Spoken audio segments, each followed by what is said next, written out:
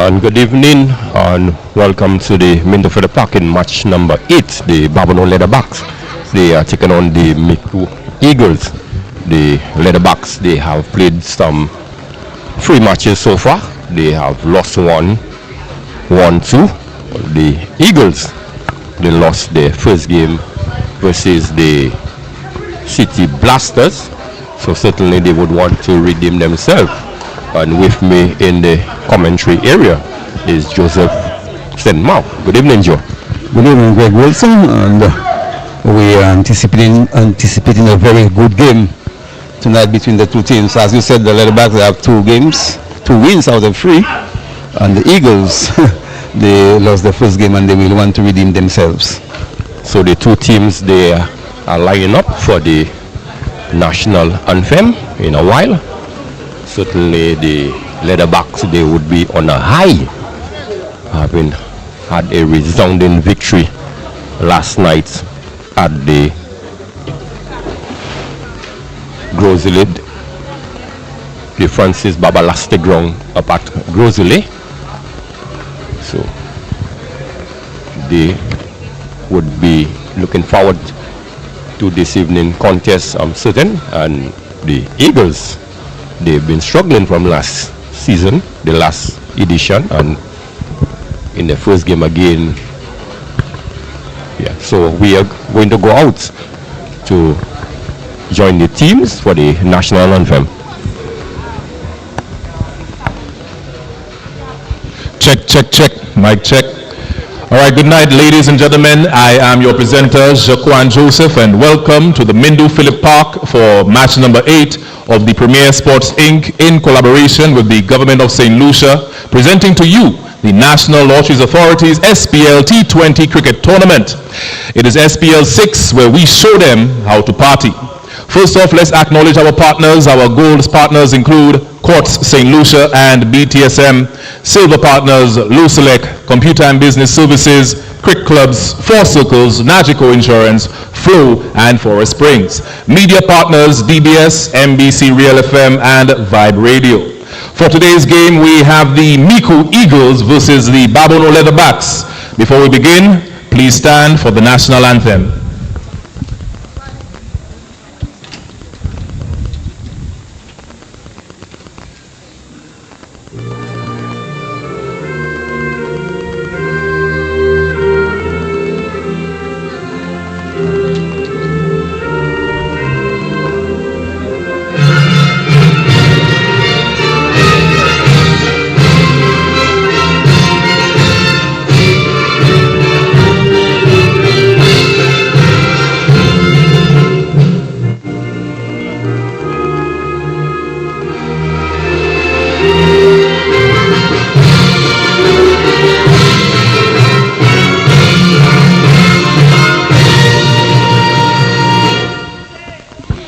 So now we shall begin the shaking of hands as we commence the 8th encounter.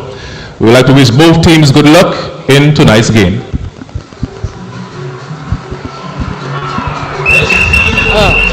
Next time, do just walk out of the shot, huh?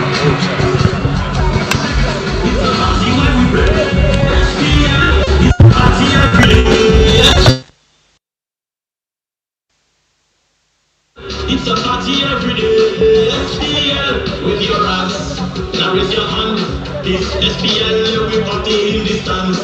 It's everywhere, listen to the fans. We taking wickets and we scoring all the runs.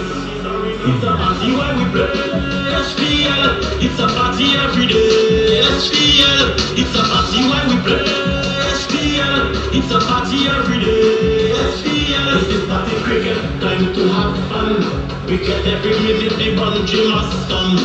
One nation united, fans at the gates. SPL, it's 758. It's a party when we play. SPL, it's a party every day. SPL, it's a party when we play. SPL, it's a party every day. SPL, we got the team there. Larry Bright, Special Masters, party every day. SPL, we got the team there. Larry Bright, Special Masters, Super Stampers, Micoud Eagles, Mommy Pioneers, City Blasters, Lions, Grosile Lights, Yes, so welcome back. The two teams now they have exchanged pleasantry. The action is about to begin, but we will go out in the middle now to find out what happened at the toss.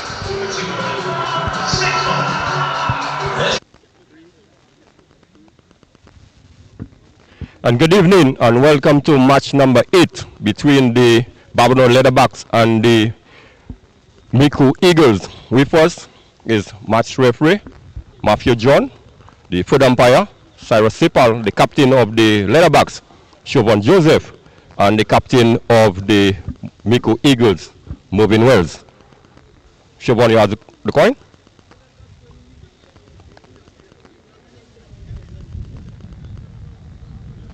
Heads is the call. It's still. Siobhan, you won the toss. What are you going to do and why? We'll bowl first. We fancy ourselves chasing again tonight. Last night you all had a good resounding win. Any changes from last night's team? And we're hoping for the same result. Okay, all the best. Thank you. Yeah, moving. Not the best of start for you all. Again, you lost the toss this evening. Had you won what you have done? It's a good toss to lose. Would have bat the same way. You all would have batted. So you got your wish. You all did not have the best of start in the first game. What exactly you all have done from the first game into tonight's game? Well, we beat ourselves the previous game. We came to the dressing room and thought about it, and I think tonight there is a different approach. Okay, all the best in this evening game. So we're going to have a quick look at the surface. Pretty much looks like a good surface. No live grass. We have some grass rolled into the wicket. We saw last night's game between the South Castries Lions and the Sale Grizzly Knights. The South Castries Lions, they got 192 runs. There's something in it for the batters. And the bowlers as well, but they are going to get the desired result. So the result from the middle, Babonneau, they have won the toss and they have elected to bowl.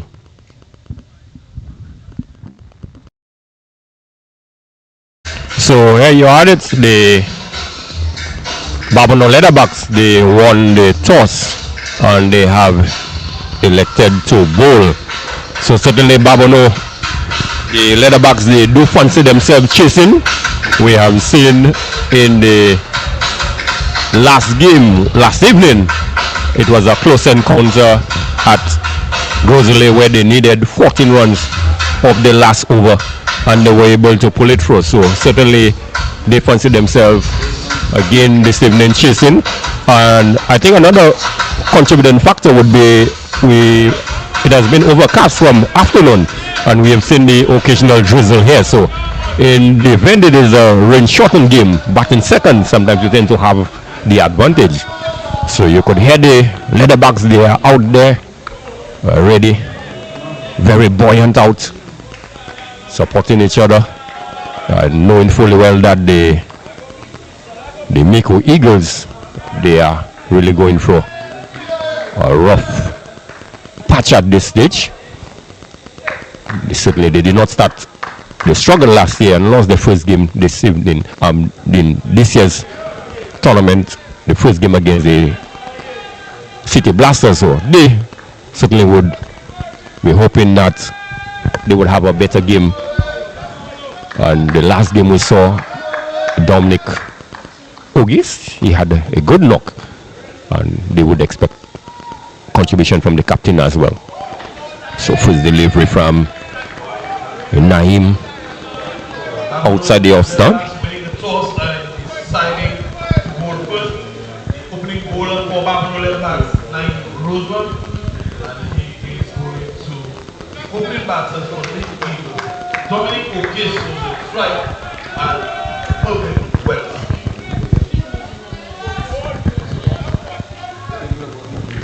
So Naim Roseman is the one picking up the attack from the northern end, and Ogis looks to play this one through the cover region, gets an inside edge, the ball travel a thickish edge, travel travel towards the wide mid-wicket region, 2-run resulting, so they up and running.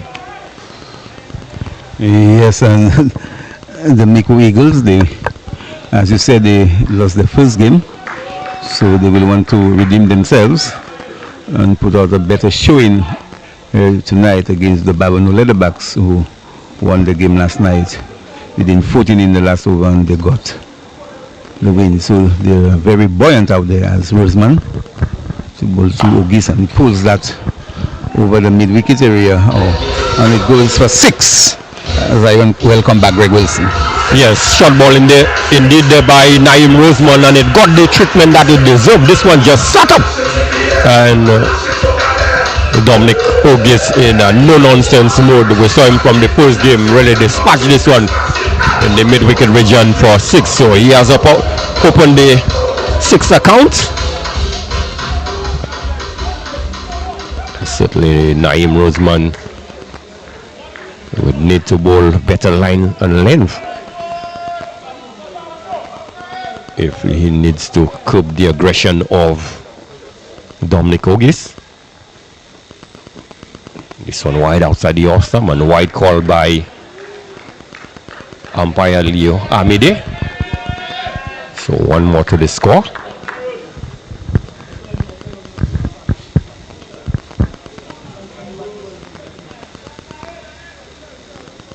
We're gonna get the graphic organized in a while.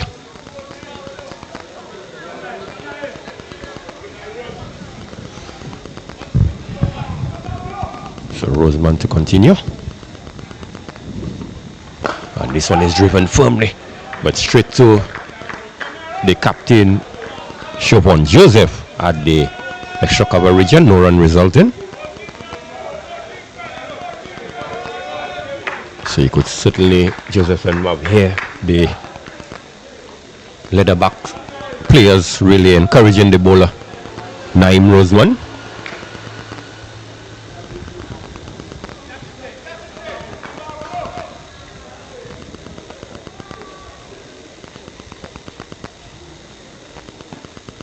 And this one is uppishly driven over the short cover fielder, down to the boundary where the sweeper comes around, restrict them to 1.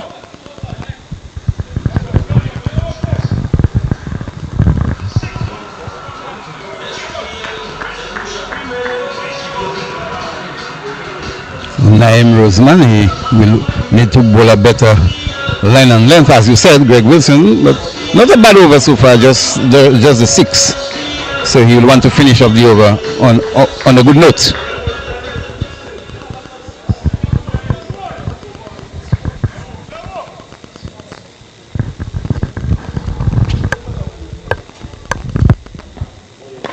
Another delivery by Roseman on or about off stump, and the batsman forward in defense. The ball trickles on the offside, and there is no run.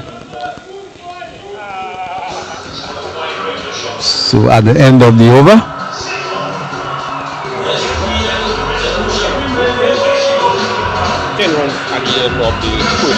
It's a party when we play SPL. It's a party every day.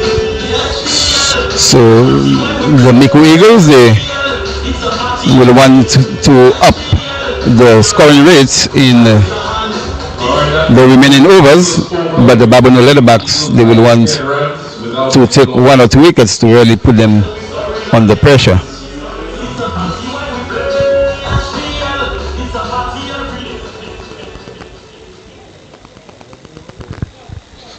So it's going to be Caleb Thomas, I think, who will pick up the attack from the southern end, and he'll be bowling to the left-handed Dominic Ogis. So 10 without loss after the first over,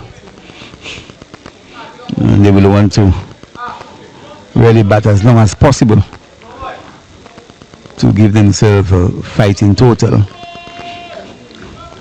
So Caleb Thomas is bowling with a slip, a deepish gully. A sweeper on the boundary, cover, extra cover, made off, and on the onside he has a mid-on. and short square leg, a short delivery, and Ogis trying to pull it through the onside, makes no contact, and the ball goes through to the wicket keeper, and there is no run. So still 10 without loss. We are in the second over.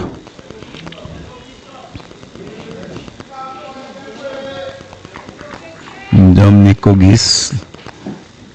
preparing to face the bowling of Thomas once more. He runs away from us. Bowls to Ogis, and Ogis is that high, and it goes over mid-wicket for 6. So a good shot there by Dominic Ogis, a short delivery by Caleb Thomas, and Dominic Ogis just pulling it high. For a while it looks it will be a catch, but it's still over the man at mid-wicket and for 6. So a good shot by Ogis, and the score moves on to 16 without loss. That was a 6 by Dominic. So Caleb Thomas, he will want to redeem himself in the next delivery. He's going around the wicket this time to try and cramp Ogis for room. So let's see how successful he will be. As Thomas once away from us once more. Bowls to Ogis. Ogis gets a delivery just outside the off stump and plays it into the extra cover region. They go through for a single. So the score moves on to 17. 17 without loss. As I welcome back Greg Wilson. Thomas operating from the southern end. We're going to the captain, moving well.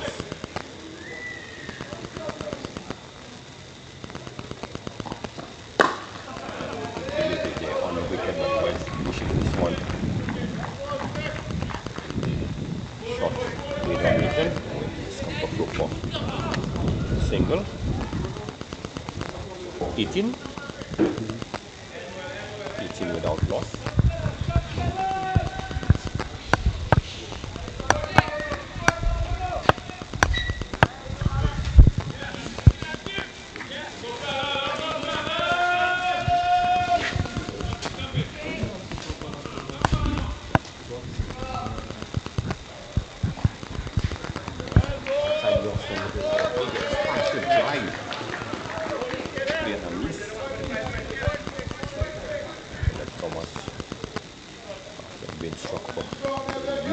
Over the mid-wicket region.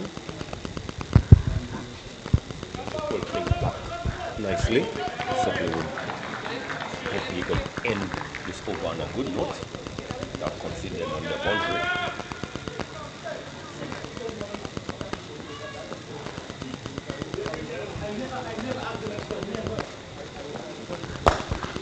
This one struck over the extra cover region. That's a huge 6 there.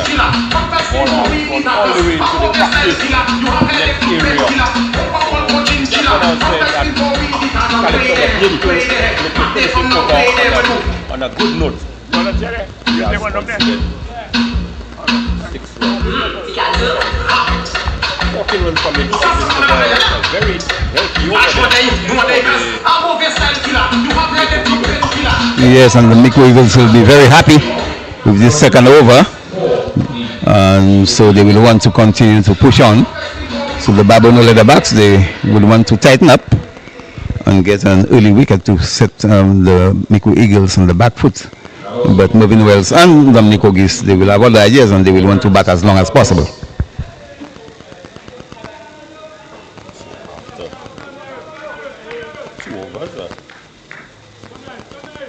Scoring rate. They are going at 12 and over. 9 Roseman to continue.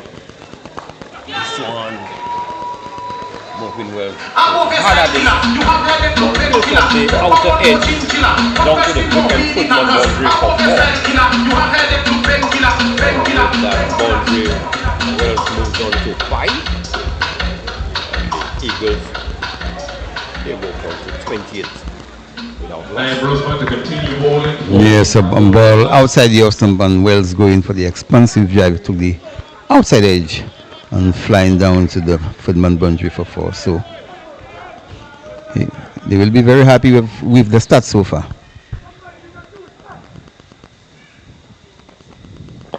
This one up in the air, chance of a catch. Ball fell, then the shot of the fielder. They had to put a bigger effort. They probably thought the ball would have carried through him.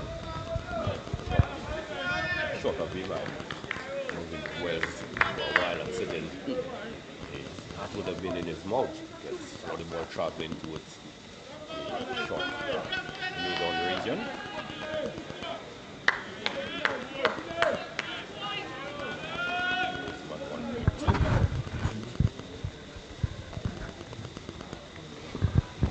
And this one brings Wells in defense, placed it back to the bowler. No run resulting.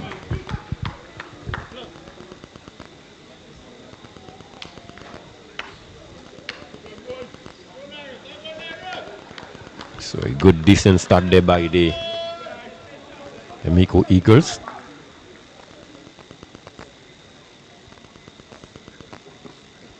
And this one just clipped off the pad into the mid-wicket region. Fielder comes off the boundary. 1 run resulting.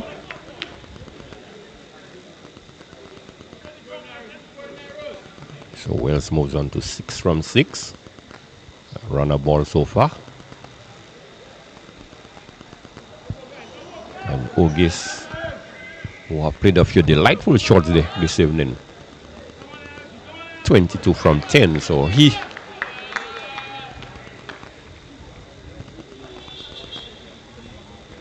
has the opportunity to score some runs this evening.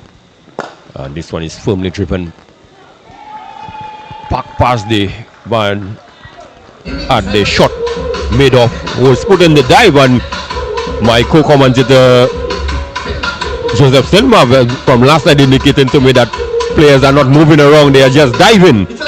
And actually he dove over this one, it eluded him and it went down to the boundary for 4. So good shot there by Dominic Ogis. A good shot by Ogis, but the fielder helped him in getting that boundary. But nevertheless, the score moves on to 43 without loss. So the Micoud Eagles, they have a good start so far.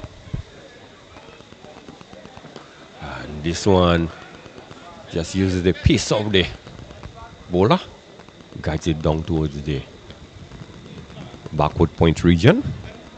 1 run resulting. So the end of the over. Another productive over there for the Eagles. Some 10 runs coming off the over. So the Eagles, certainly they are doing well so far. They rate 11.33.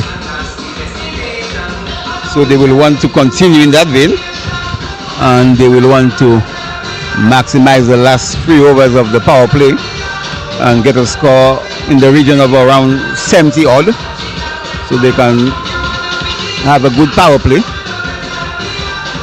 But the Babonneau Leatherbacks, they will want to take a wicket to really set them back, as it will be a bowling change here from our end.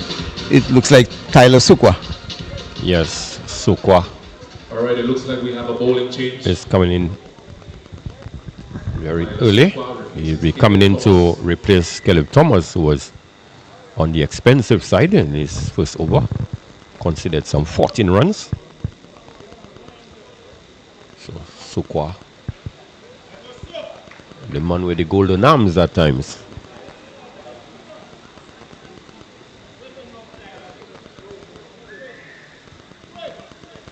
So the drizzle is with us. It does not look like it's gonna hang around for too long.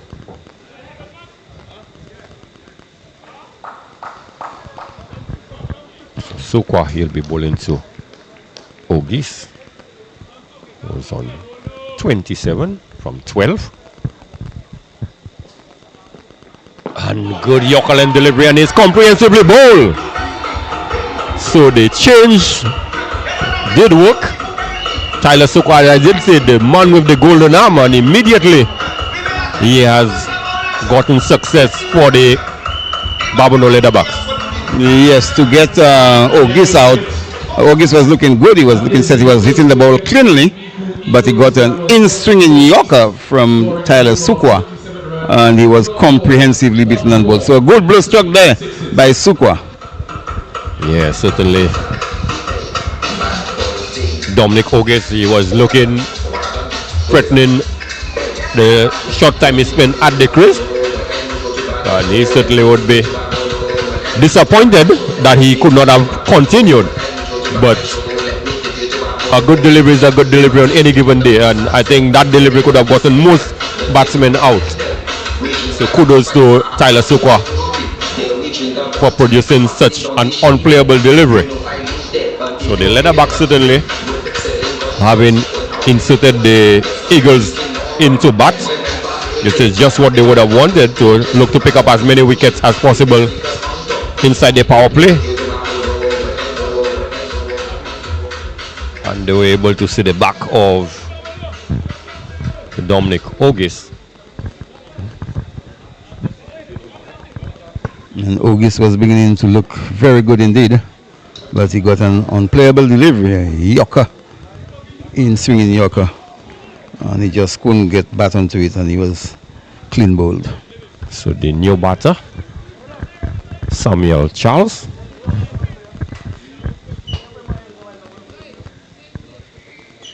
One of the overseas players in this year's competition.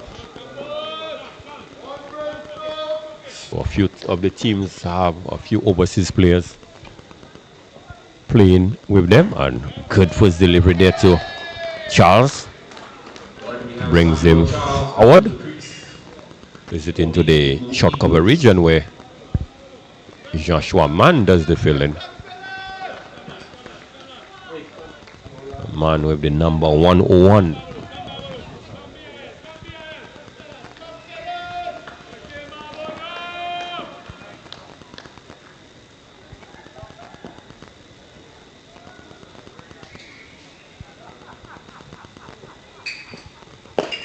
Another good delivery there by Sukwa.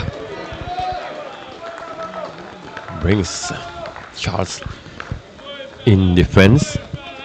So Sukwa certainly, he has been at the stump with all three deliveries. A great bowling by Sukwa, and he's hitting the bat very hard, and so the batsman will have to be very careful because he's bowling stump to stump. Again, good delivery, yorker length at the stump, and Charles did well to keep this one out. So excellent bowling there by Tyler Sukwa. Oh, Sukwa is on a mission tonight, and his first over he's bowling very well indeed, and he got that in-swinging yorker to have Dominic August clean bowl, and now he's bowled another yorker which Charles was able to dig out, but magnificent bowling by Tyler Sukwa. So the captain Mervyn Wells is on strike. And this one up. Good effort there by Sipal, diving to his left, but the ball eluded his hands and went down to the boundary for 4. So Mervyn Wells continuing to live dangerously. Fortune favors the brave, and a good timely boundary there for Mervyn Wells and the Micoud Eagles, but a good effort there by Sipal. Yes, good effort indeed, diving to his left, but the ball just eluded him and into the boundary for 4. So a half chance created there by Sukwa, and this one on the pads could consider himself lucky that Wells did not put bat to ball, but a good over completed there by Tyler Sukwa, getting the crucial breakthrough of Dominic August and only conceding 6 runs in the process. A magnificent over by Tyler Sukwa, and the Babonneau Leatherbacks, they will be very happy with this first over by Tyler Sukwa. But Mervyn Wells and the new batsman Charles, they will need to consolidate because they lose an early wicket, although they had a good start But with the fall of Dominic Ogis, they will have to really put on a fight and stage a comeback and do not lose many more wickets and see if they can get a score of 160 and 170 to give themselves a chance. So Roseman to continue. Good delivery there. Brings Wales in defense, but they're able to scamper through for a quick single. Played this one with sub hands. So it's important that they keep the scoreboard ticking. You really do not want to accumulate too many dot balls in T20 cricket, and that has been one of the biggest issue in West Indies cricket, the number of dot balls that batsmen tend to soak up. And again, just a check drive, and they're able to scamper through for a single. So good indeed on the part of the two batters that if they are not getting the boundary balls, they are able to pick up the singles. And when you spoke about West Indies players soaking dot balls, it reminds me of their fitness also, Greg Wilson.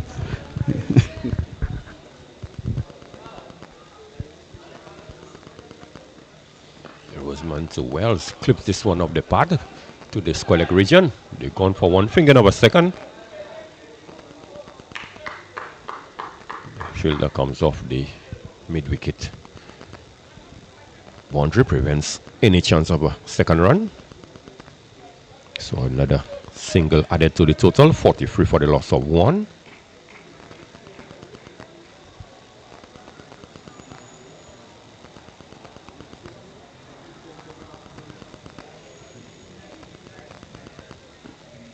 And Roseman wide outside the off stump. Oh, it's a mix up and the ball has gone into the boundary for four. What should have been perhaps just two? Somehow the ball slipped out of the grasp of the fielder and into the boundary for four. So fortuitous boundary there for Charles.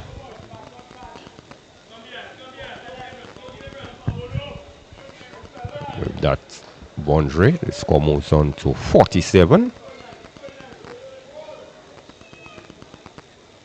47 for one. Roseman to continue. And he's been given the charge. Misfield there by, looks like Dean Edward. But good backing up by the sweeper. 1 run resulting.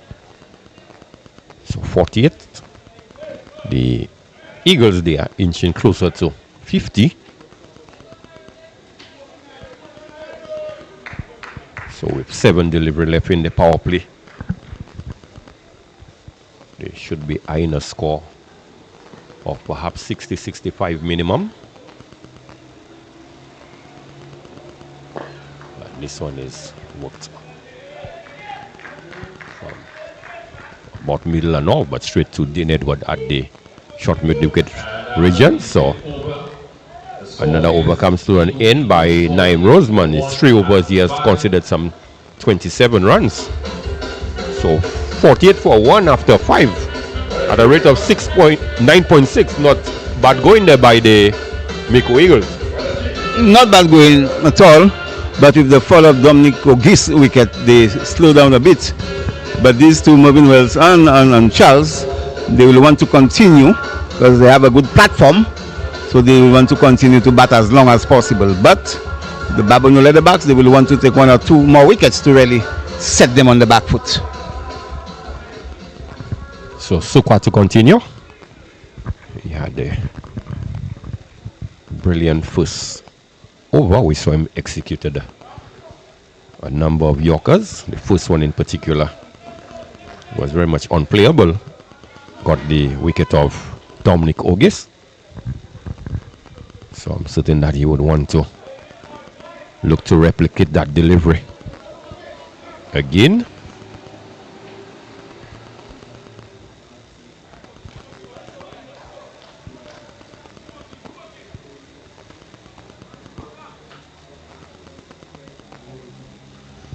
So Sukwa to Charles. And Charles looking to heave this one in the mid-wicket region. The captain, Siobhan Joseph, was sprawling towards his right. Partial stop, but they were still able to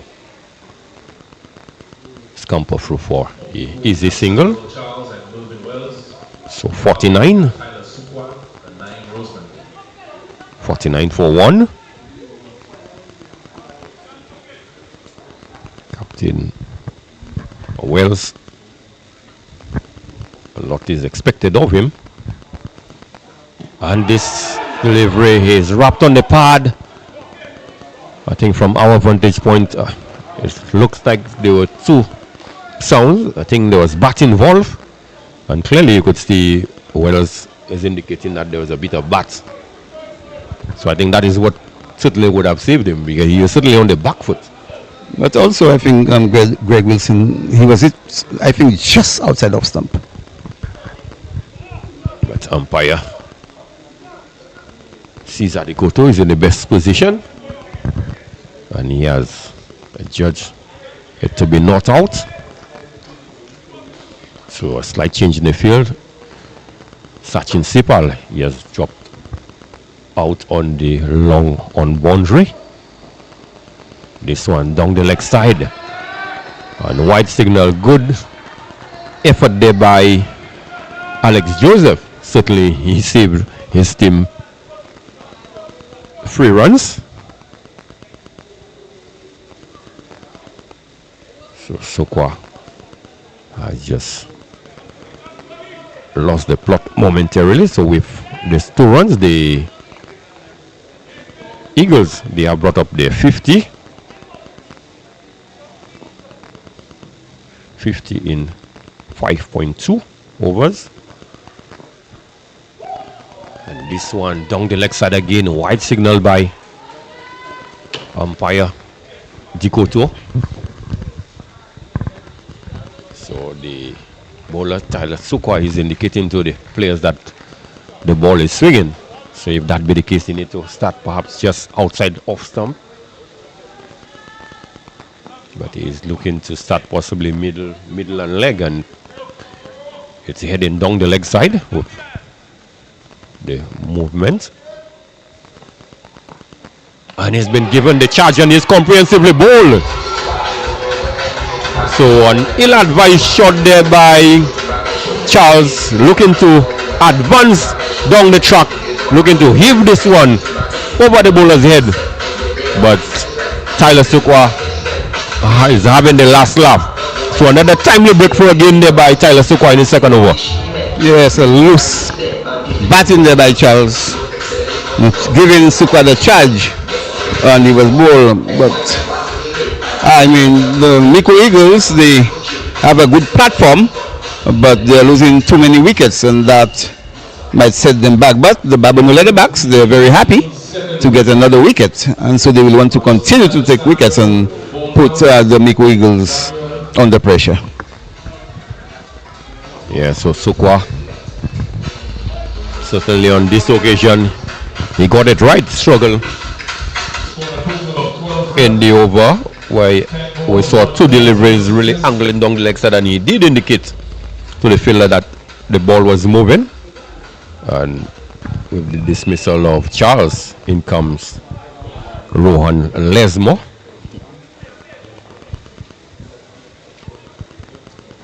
I'm almost certain Joe, his brother Alderman Lesmo, would be following this broadcast.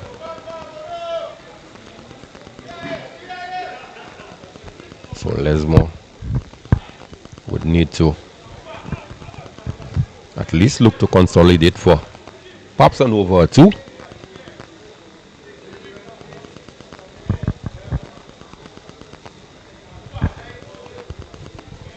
But Sukwa, the man with the golden arm, he has come in and in both overs, he is able to produce the goods for the Babonneau Leatherbacks.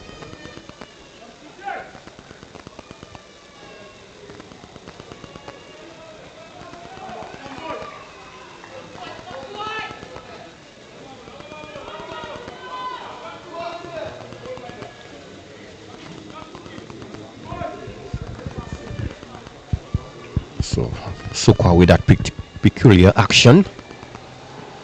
And first ball, Lesmo looking to heave this one towards the backward square region. Are they able to scamper through for a single? So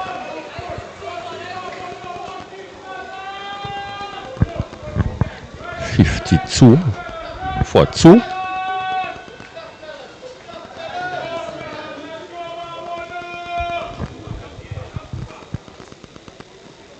Sukwa has been given all the support out there by his teammates. Good delivery again, brings Wells in defense. So the end of another successful over for Sukwa. I said it was over, but my apology. We had 2 wides in the over.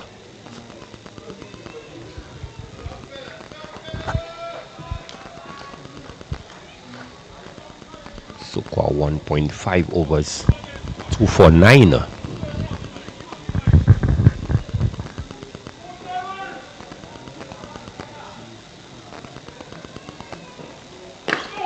Another good delivery again. Oh, it's a mix-up in communication, and Wells should know his partner that perhaps Rohan is not the best player to attempt those quick singles. But good end to the over there by Sukwa. 2 dot deliveries to end the over. So at the end of the power play, 53 for the loss of 2. Yes, good over again by Sukwa. A successful over. And he has been bowling very well indeed. But in that last delivery, Wells playing the ball to the middle area, and the fielder was quickly onto the ball, and they never had a single. It would be suicidal. And so Ron Lesmo sent him back, and he was annoyed, but I think that was the right decision by Lesmo to send him back.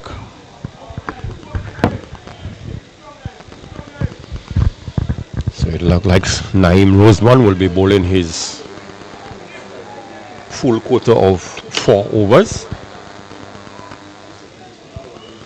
So far, he has bowled 3 for 28. He has not picked up any wickets. It has been Tyler Sukwa doing the damage from the southern end. So we could hear Alex Joseph encouraging Naeem Roseman to finish strong.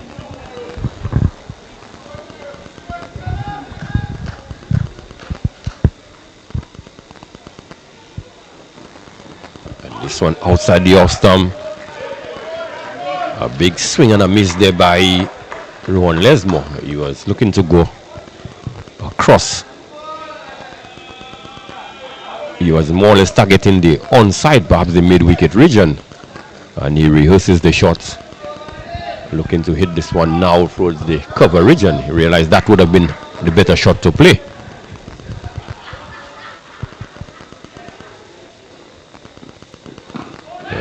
Good change up delivery there. We could clearly hear a bit of bat involved, so looked like this one was squeezed between the bat and pad.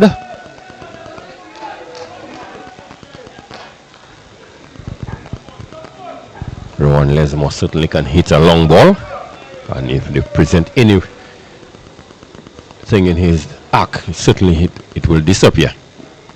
And this time, as I didn't indicate, if it is in his arc, it will disappear.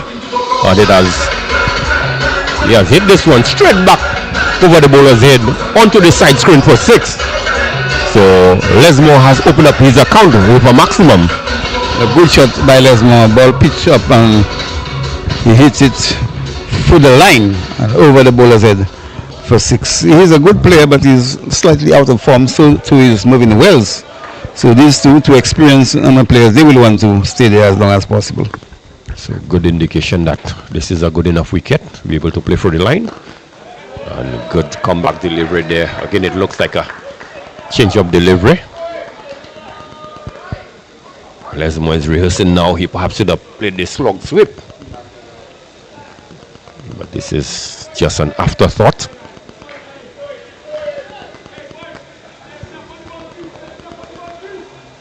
Naim a bit on the expensive side. 34 runs conceded so far. Short delivery there. And Lesmo certainly did not handle this one.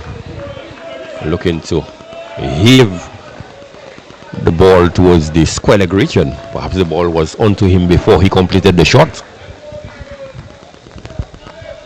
And he did not get inside the line of the delivery. And so he was hit on the body, but good delivery by Roseman. So just that one maximum in the over so far. So he would want to end the over and end his spell on a good note, certainly. And this one shot, and just as I said, he would want to end it on a good note. That he has done. Shot delivery outside the off stump, and Ron Lesmo has just guided this one straight to Siobhan Joseph at the short backward point region. So a very soft dismissal there by Ron Lesmo. And again his poor form continues. A short delivery, and he just played it into the safe hands of Siobhan Joseph at the point area, and he's back in the hut. So the Micoud Eagles, they have lost another wicket, and they are really on the pressure now on the Babonneau Leatherbacks. They will be very happy to see the back of Lesmo. Yes, very soft dismissal indeed. Just guiding this one basically. That was catching practice, and the wicket keeper Alex Joseph was encouraging Naim Roseman to finish strong, and certainly on the final delivery of his spell, he did finish strong enough to get the wickets of Rohan Lesmo.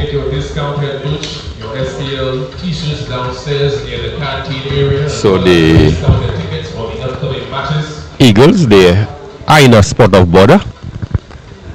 I think after the dismissal of Dominic Ogis,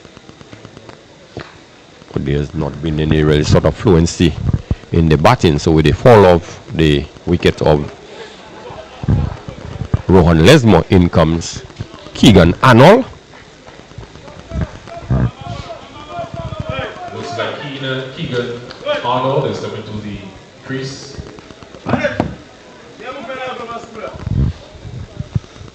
So Sukwa will be continuing from the southern end. 2 for 9 of 2. So good bowling so far by Sukwa. Again, this one on a full length, driven down to Sachin Sipal, who comes off the long on boundary, sorry. 1 run resulting. So Sukwa, we've seen just 2 wayward deliveries down the leg side, but by and large he has really bowled a tight line, tight length, looking to attack the stump most of the time. Yeah, he has bowled very well indeed. I'm impressed.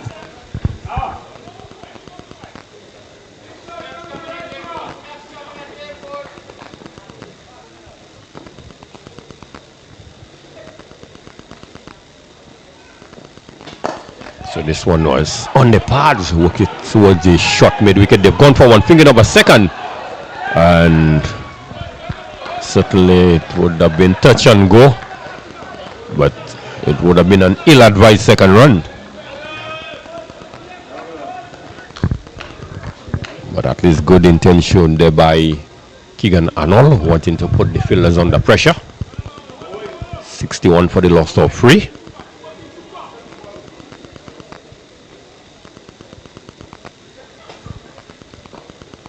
Again, this one is firmly driven, but straight to Caleb Thomas on the long off boundary. So good shot indeed there by Wells. Yes, when Wells is in form, he is a very good player to watch, and if he can get his form tonight, then the small crowd around him will have something to cheer at. But the Micoud Eagles needs him and Arnold to stay there for a good while.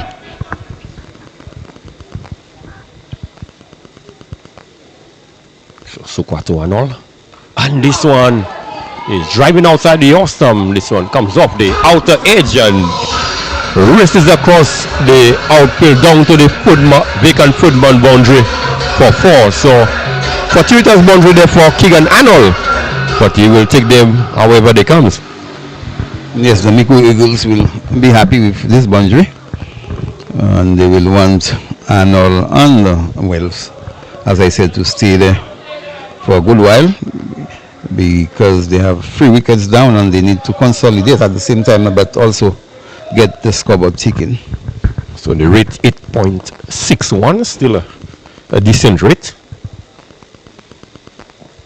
And this one full but angling down the leg side. And from our vantage point, I think we could call this one moving down. And well, umpire Dikotu did not even signal leg by, so apparently there was a bit of bat involved. So certainly there was bat involved. Joseph Senmouth. I think that's what saved him, if he had some bat. So 2.5 over 17 runs conceded so far from Tyler Sukwa. And again, this one angling down the leg side. Let's see what the signal is going to be. Okay, it looked like there was a bit of bat involved. So 67 for the loss of 68 for free. So again, another decent over there by Tyler Sukwa. Considered some 9 runs, but I think 3 overs, considering just 18 runs and pick up 2 wickets. He's going at basically 6 and overs. So I think this is good enough bowling by Sukwa. Yeah, good bowling by Sukwa, and the captain, Siobhan Joseph, will be very happy with the work of Sukwa. The Micoud Eagles, they had a good start between Dominic O'Geese and Mervyn Wells, but at the fall of Dominic O'Geese's wicket, the scoring rate has slowed down a bit. And the Babonneau Leatherbacks, they have fight their way back into the game. So it's a good battle between the two teams at the moment. Yes, certainly looks like spin will be introduced from the northern end.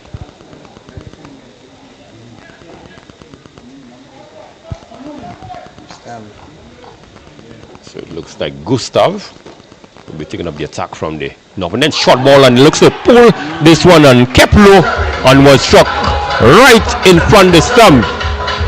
So Mervyn Wells, first delivery of Gustav, looking to heave this one towards the mid wicket region, completely misses what was a short ball, but it did not bounce as much as he anticipated. And Gustav joined early blood. Yeah, apart from that in-swinging Yorker that got Dominic O'Geese out, the other 3 batsmen have just given the wickets away. So really poor batting by the Micoud Eagles, and they are doing themselves a disservice. But at the moment, the Babonneau Leatherbacks, they will be very happy with proceeding so far, and they have the noses in front. Yes, Gustav been introduced to the attack and immediately having success, and with the fall of the captain Mervyn Wells, in comes number 25, Merlan Sami.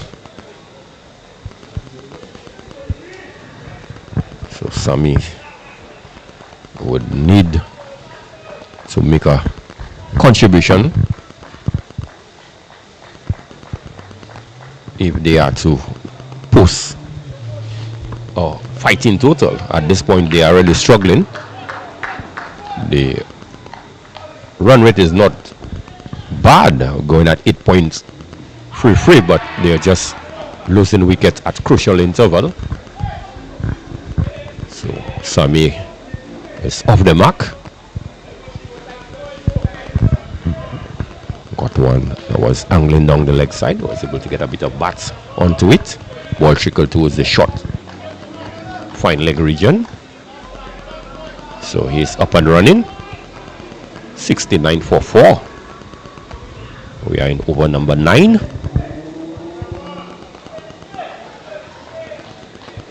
So Keegan Arnold 6 from 3.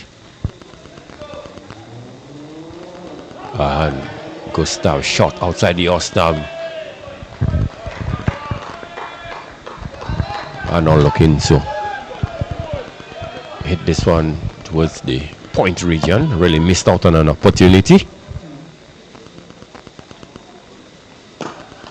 This one driven back at the bowler. Oh, there's the partial stop.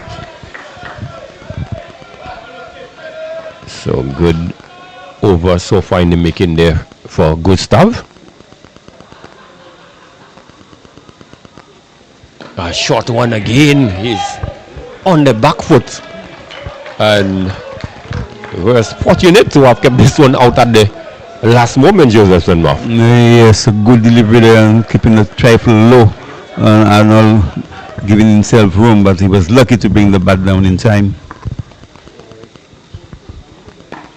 Short delivery, and Arnold forces this one off the back foot into the mid-wicket region, where he's only gonna pick up a single. So good over there, completed by Gustav, conceding just 2 runs in the over, but most importantly, picking up a wicket of Moving Wells. A very good over by Gustav, and the captain of the Babonneau Leatherbacks, Siobhan Joseph, will be very happy with this first over from Gustav. But as I indicated, the Micoud Eagles, they really threw the wickets away. Apart from Dominic Ogis, who got a very good in-swinging yorker from Tyler Sukwa, the rest of the batsmen have really threw the wickets away. So they will have themselves to blame if they lose this game. But 70 for 4, there's still a long way to go. And the Babonneau Eagles, they have the noses in front. So there's going to be another bowling change from the southern end. Can Elcock.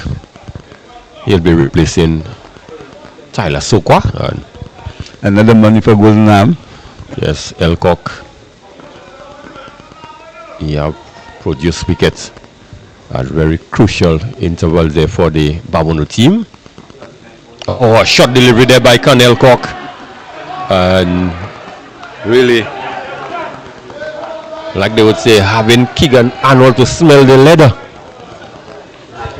So Can Elcock was one who was more renowned for his batting and not so much his bowling, but I think this year we're seeing another side to Can Elcock's cricket. His medium pace bowling. And delivery just about off stump. The batsman Arnold pushes this one down towards the long off region, and I think he would be happy to be off strike. I think the first delivery that greeted him, he really had him in a spot of bother.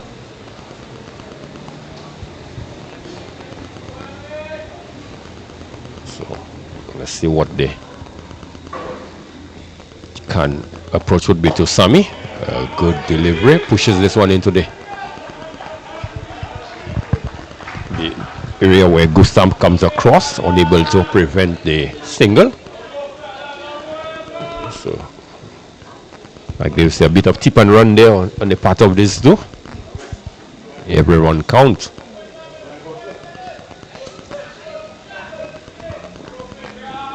So good start so far by Elcock. A dot and 2 singles.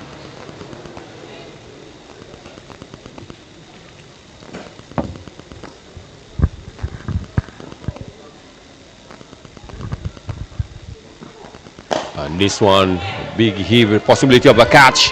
And Caleb Thomas was going for the catch, but at the last moment realized that it was moving away from him and really could not prevent the ball from going into the boundary. Put in the dive, but it was certainly in vain. He was nowhere close to the ball. So good blow struck there by Keegan Arnold, really hitting through the line of the delivery. A welcome boundary for the Micoud Eagles, and they will need many more.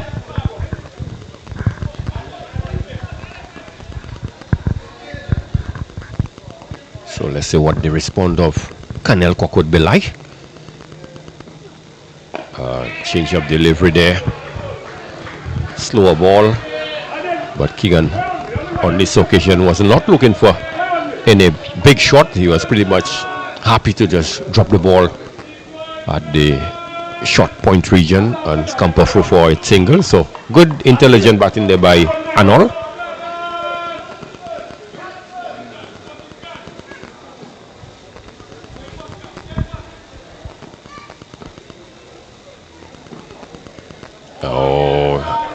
Good areas there by Canel Cock, just outside the off stump, and Sammy looking to perhaps run this down towards the Vic and Foodman region.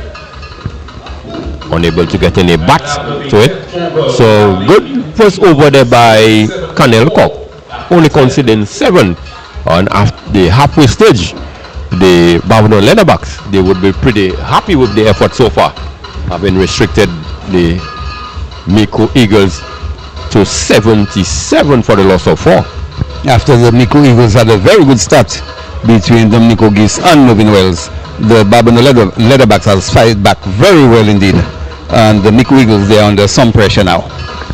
Yes, so certainly time to have a drink by the players, and unless the Micoud Eagles, they would have to rethink their strategy, and with the next 10 overs and some 6 wickets left, what they would want to post to give themselves a chance of pulling up a victory. So at this point, we too are going to have ourselves a break, and we resume in the next 5 minutes.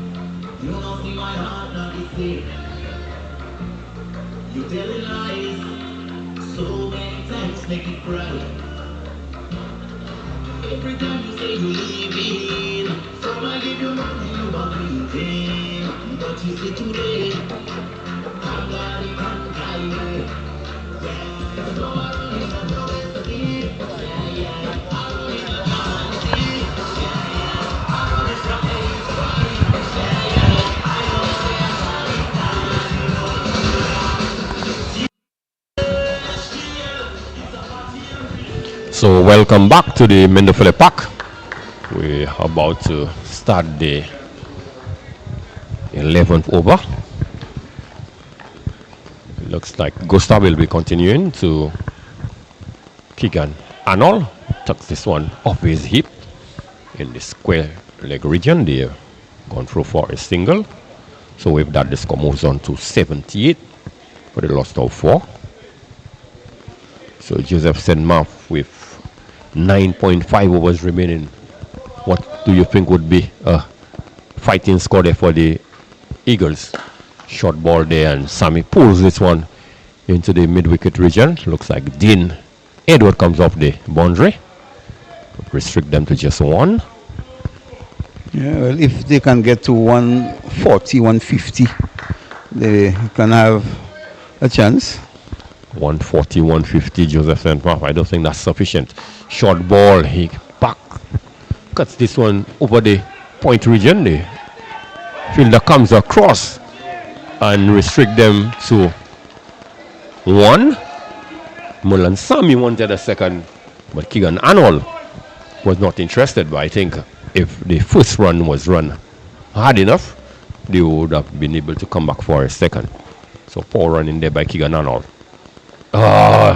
Good delivery there by Gustav.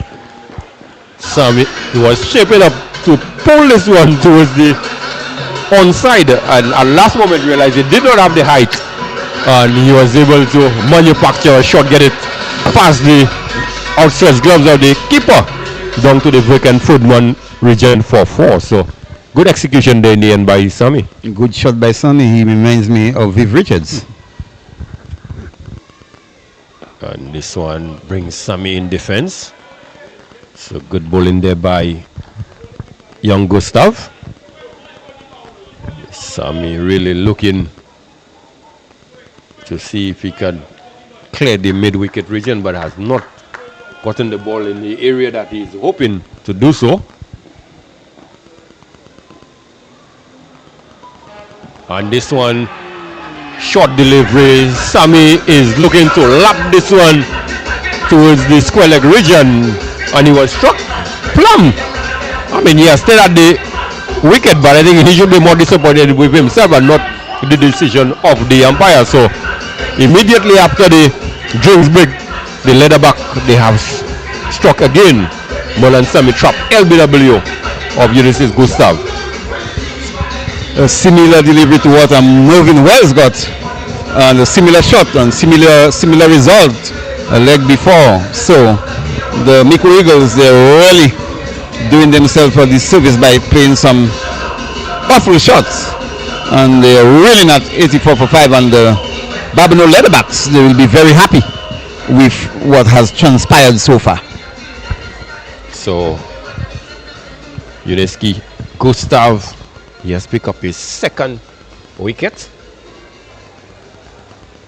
He has completed 2 overs, 9 for the loss. And he has picked up 2 wickets and only conceded 9 runs. So we had similar figures with Tyler Sukwa in his first 2 overs as well. So Cornell Cock to continue from the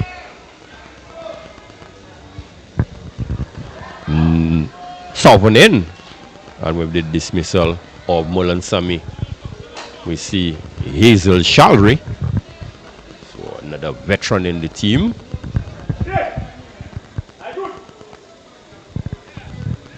Hazel Shalry, one of those players again, on his day he can be destructive.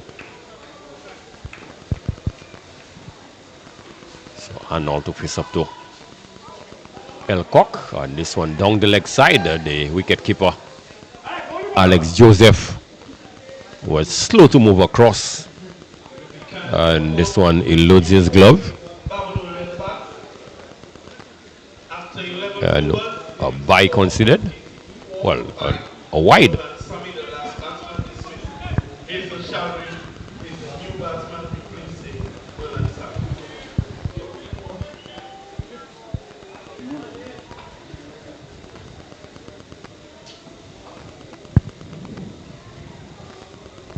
Shalry with his bright yellow pads,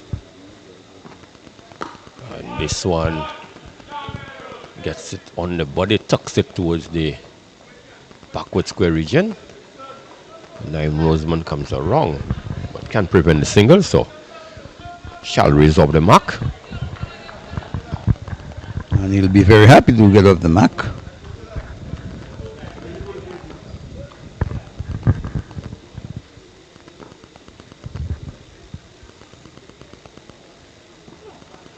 And this one he looks to heave it towards the long on region where Sachin Sipal does the fielding. So 1 run resulting. The Keegan Arnold certainly looking for a few boundaries, but he has not been able to do that successfully. Bowler's been bowling in some tight areas. Shalry short ball and good delivery there, good rising delivery there from Kanelcock. For a small man, he gets a fair bit of bounce out of this track. Yes, he's very deceptive indeed, and that was a good lifting delivery. And Shalry sparring at it, but lucky not to get an edge through to the keeper. But good bowling by Kanelcock, and the Micoud Eagles continuing to be under pressure.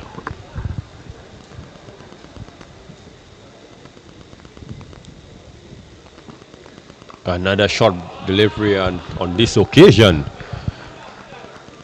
Moving Hazel Shalry just guides this one in the vacant slip area, and the ball has gone down to the boundary for 4. So really using that extra bounce and pace of Kanelcock to good effect on this occasion. Yes, the previous delivery was just on or about middle stump, but this one was just on off stump or just outside of stump, and he had the whiff and he guided it down to the Footman area for 4. So welcome boundary for the Micoud Eagles. So the inching closer to the 100 mark, 92 for 5. And this one is driven uppishly, but to the right of Dean Edwards at the point region. Who stops it partially, but unable to prevent the singles. So 93 for the loss of 5.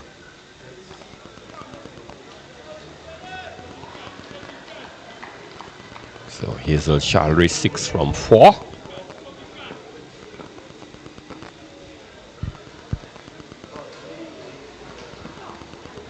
And a good change of delivery there from Kanelcock. Keegan Arnold is a bit disappointed with himself. Thought that he perhaps should have done better with that, but good deceptive bowling there by Kanelcock. Yes, he's mixing up his deliveries, and that's very good indeed. So the batsman is keeping the batsman thinking all the time, and Keegan Arnold could do no more but to defend. So the Micoud Eagles, they will want to continue with Keegan Arnold and his Shalry to bat as long as possible. But in the meantime, the Babonneau Leatherbacks, they have their noses in front, and they will be very happy with what they have done so far. Yes, so with some 8 overs remaining, the Eagles, they certainly would want a contribution from Hazel Shalry, and for Keegan Arnold, as you did indicate, to continue. Runs on the board is always runs on the board, so they would need to get at least 150, 160 minimum to have a chance. And again, Shalry looking to access the offside, but Gustav is continuing to keep things tight and looking for room, but he has been cramped in the process. It's good bowling by Gustav. He's maintaining the pressure on the Micoud Eagles batsman. So this one shot outside the off stump, looks to force it off the back foot, comes off the outer portion of the bat, and it races to the right of Naim Roseman at short footman, who puts in the dive, and he's been applauded by his teammates. So good support given there by the fielders. Naim Roseman, a big man, so he did well to get down to his left. So Gustav to continue. And goes for that big expansive drive, and misses, and the keeper Alex Joseph is not on song this evening and allows this one to go through. And 4 welcome runs there for the Micoud Eagles. The Micoud Eagles, they don't bother have the runs come, and they will be very happy for that boundary. So Alex needs to support the ball a bit better than he has. Short delivery, looks to pull this one towards the mid-wicket region, but fortunate enough for him, fell well short of the network. Ball looked like it came off high off the bats, so they're inching closer to 199, and this one is played to the right of Joshua Mann at the point region. They're able to go through for the singles, and with that single they have posted their 100 in 12.5 overs.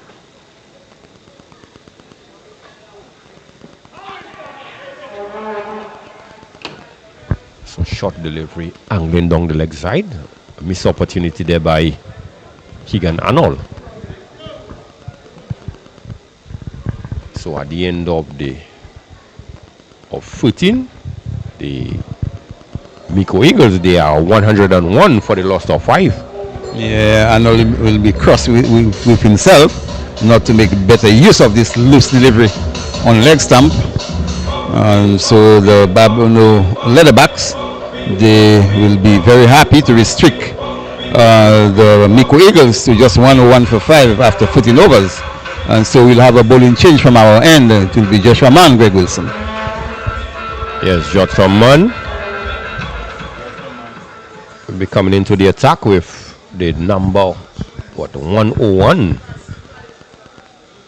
So the score is 101, and they have brought in the bowler with number 101 on his back. Bowling change for the Babonneau Leatherbacks. From the players pavilion end, it will be Joshua Mann. So Mann here will be bowling to Arnold. And this one a short, loose delivery there.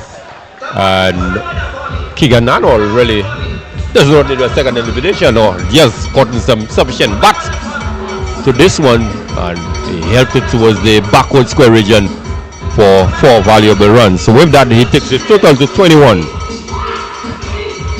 It was a loosener there from Joshua Mann on the leg stump, begging to be hit, and Keegan Arnold hitting it down to the backward square area for 4. So bad delivery, good shot, another boundary for the Micoud Eagles, and they will want to continue. And the good thing about the shot is that he did not try to overhit. It just helped it because it was already angling down the leg side.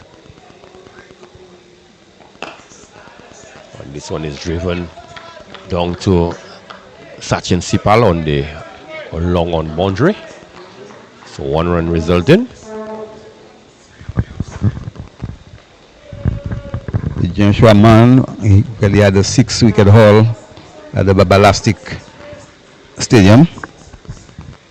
Short delivery, plays it back to the bowler, and poor bit of fielding there by Joshua Mann off his own bowling allows Shalry to come through for a single. That should have been stopped.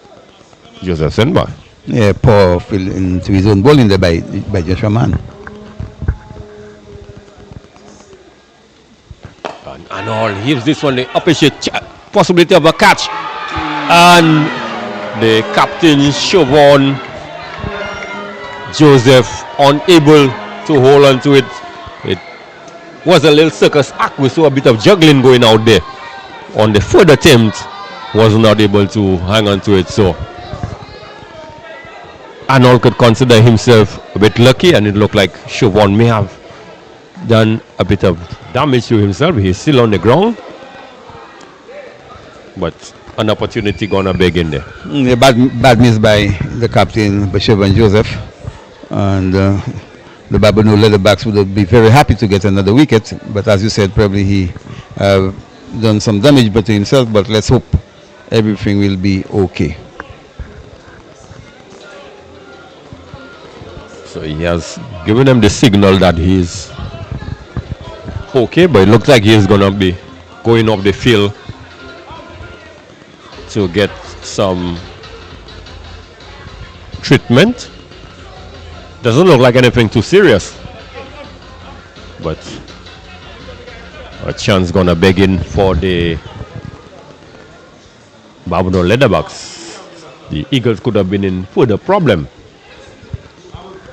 But well, you always need a little luck in cricket, Wilson. So Arnold is seeing the funny side of it at this point. Can afford to have a laugh. He was given a life. So man will consider himself a bit unlucky. That looks like a regulation catch. Should have been taken at this level. So man to continue to Hazel Shalry. Shalry gives this one, but straight to Edward at the backward square region. 1 run resulting. So with that, the score moves on to 109. Shalry moves on to 10. So 8 runs considered so far in the over. Should have had a wicket. And this one, he really threw the kitchen sink at it, wide outside the off stump. It has gotten an outer edge. It is going close to the rope. But Tyler Sokwa retrieves and they're able to come back for a second. So 10 runs coming off the first over of Joshua Mann, but he would can consider himself unlucky not to have gotten the wicket of Keegan Arnold. It was a bad miss by the captain, Shubhan Joseph, and the 10 runs of the over, as you said. So the Micoud Eagles, they will want to up the scoring rate and see how much they can get in the last 6 overs. But at the moment, the Babonneau Leatherbacks, they are doing very well indeed. So up at Grozile Swazel, 144 against the City Blasters.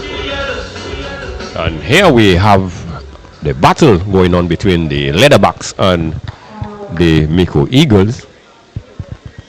Gustav continuing. This will be his final over. He has bowled good spell so far. 2 for 12 off his 3. And this one is short and deposited onto the Caddy Pavilion and out of the ground. Deserved that treatment. Rank long hop there by Uniski Gustav. Good shot by Hazel Shalry, the veteran. Gustav was shot and Shalry was back in a flash and hitting that over mid-wicket for 6. So a good shot, a welcome 6 for the Micoud Eagles, and Shalry and Keegan Arnold, they will want to bat the rest of the overs to get a fight in total. Yes, certainly if Hazel Shalry can be around, as you said, for the remainder of the innings, we certainly will see a few lusty blows being struck. So the third umpire, Cyrus Sipal, he has brought out the replacement ball. So Gustav certainly would need to see the back of Hazel Shalry. He can be a dangerous player on his day. Gustav to continue. And this one wide outside the off stump. Place it towards the point region where Khan Elcock comes off the boundary. Restrict them to just 1. So 119 now, 18 for the loss of 5.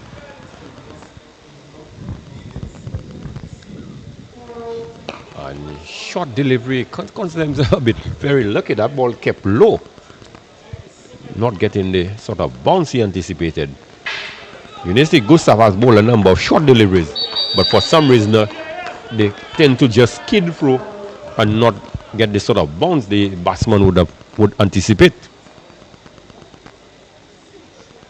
This one wide outside the off stump and signal wide by the umpire.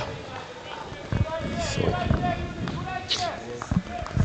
1 more to the total. 120 for the loss of 5. And And this one outside the off-arm and is caught behind. Just looking to guide this one towards the footman region. Another soft dismissal by Hazel Shalry. But good bowling there by Gustav. And well taken by the wicketkeeper Alex Joseph, who have not been having the best of nights. Yeah, bad shot by Shalry. The ball was a bit too close for that shot. And then he got an edge, and the wicketkeeper Alex Joseph doing the rest. So another wicket going down for the Micoud Eagles. And they're really up against it. And the Babonneau Leatherbacks, they are very happy at the moment. Yes, certainly the Leatherbacks would be the happier of the two teams. We are in the 15th over, but with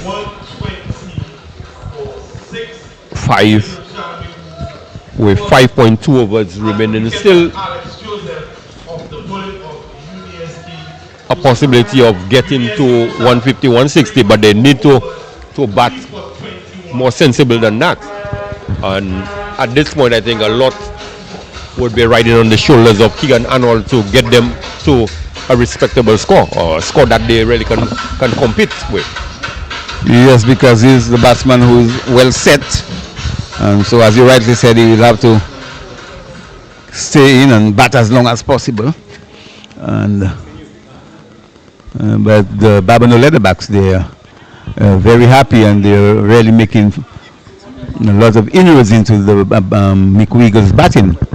So the Micoud Eagles, they have themselves to blame because they have really played some ill-advised shots, and mostly 5 of the batsmen gone back in the pavilion have played bad shots. Only Ogis got an in-swinging yorker that was unplayable, but the rest of the batting has really leave a lot to be desired. Oh, probably of work there by Naim Rhodesman. The ball was to his left, and rather than putting in the diver, the big one, he decided he's going to stretch out the left boot, and was not successful in doing so, and the ball went down to the boundary for 4. Yeah, bad miss by Naim Rhodesman. Welcome boundary for the Micoud Eagles.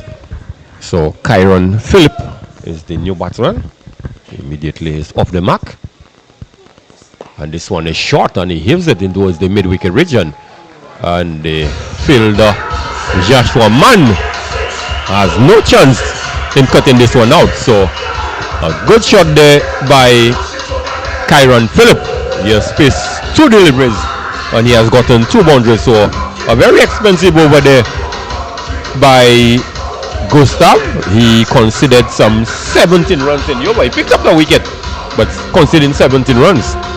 Yeah, good shot by the batsman Kyron Phillip, and the Micoud Eagles will want him and Keegan Arnold to stay there for the rest of the innings to really give themselves a chance of defeating the Babonneau Leatherbacks. But the Babonneau Leatherbacks, they will be happy with proceeding so far, restricting the Micoud Eagles to 128 for 6. So Mann to continue.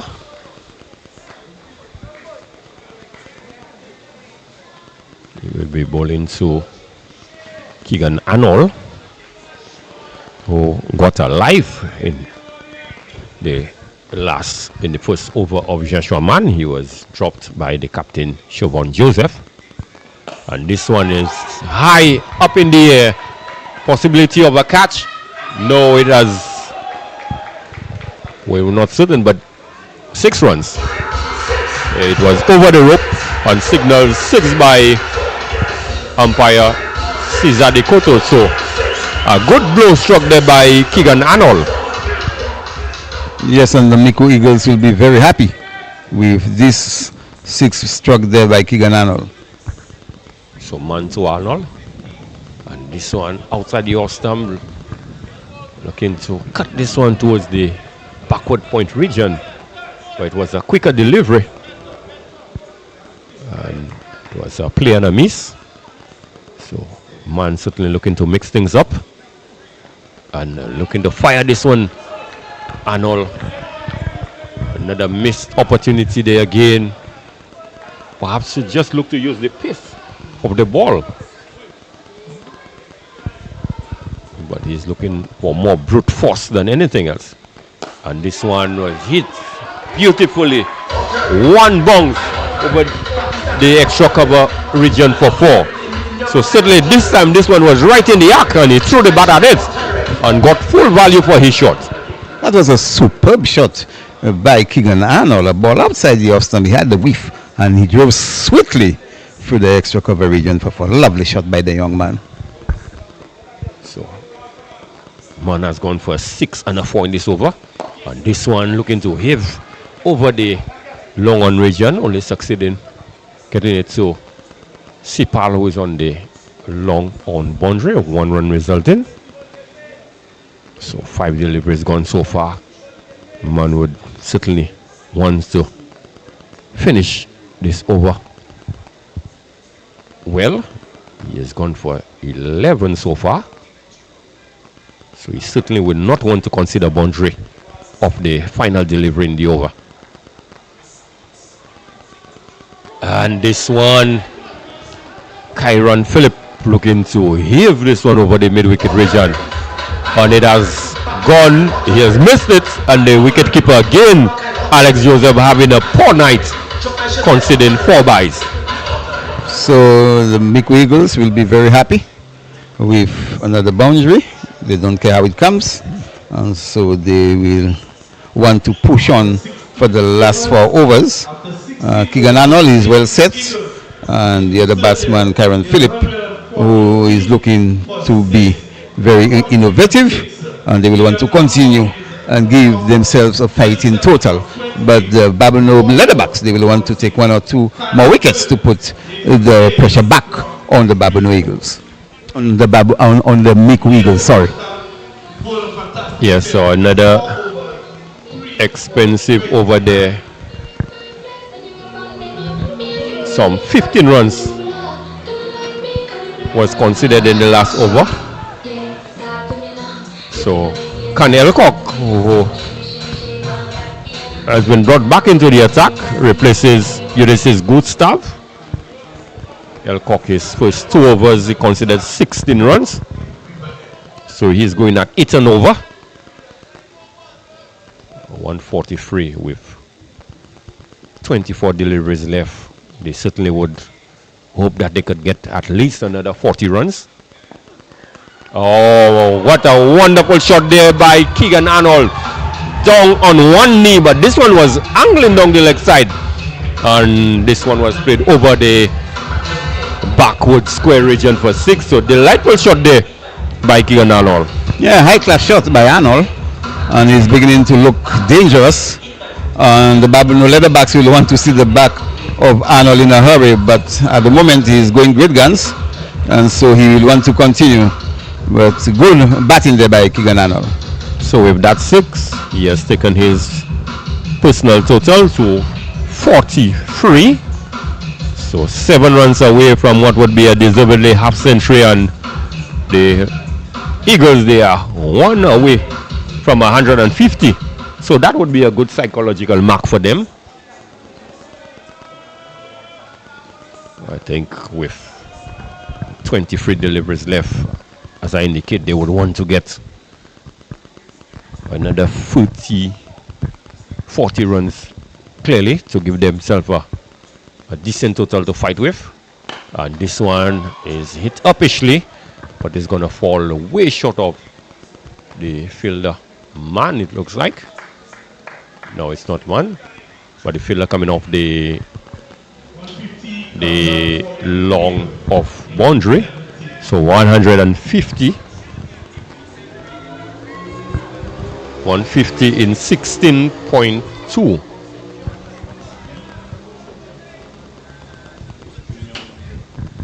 So up at Grozile, Junior Henry has just gotten 100.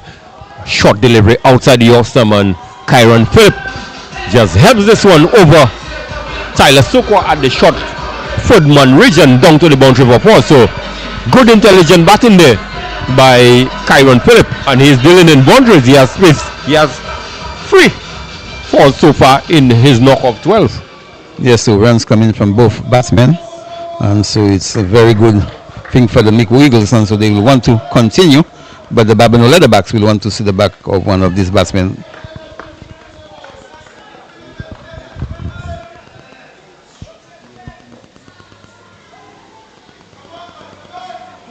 So Philip continuing to be very positive out in the middle. And this one, full delivery. It is heaving to the mid-wicket region, but they're only going to get one. Young Gustav fires in the return. A bit awkward to the bowler Can Elcock, but they're only able to cross for one. So the rate now has gone back up to a decent run rate, 9.3 and over.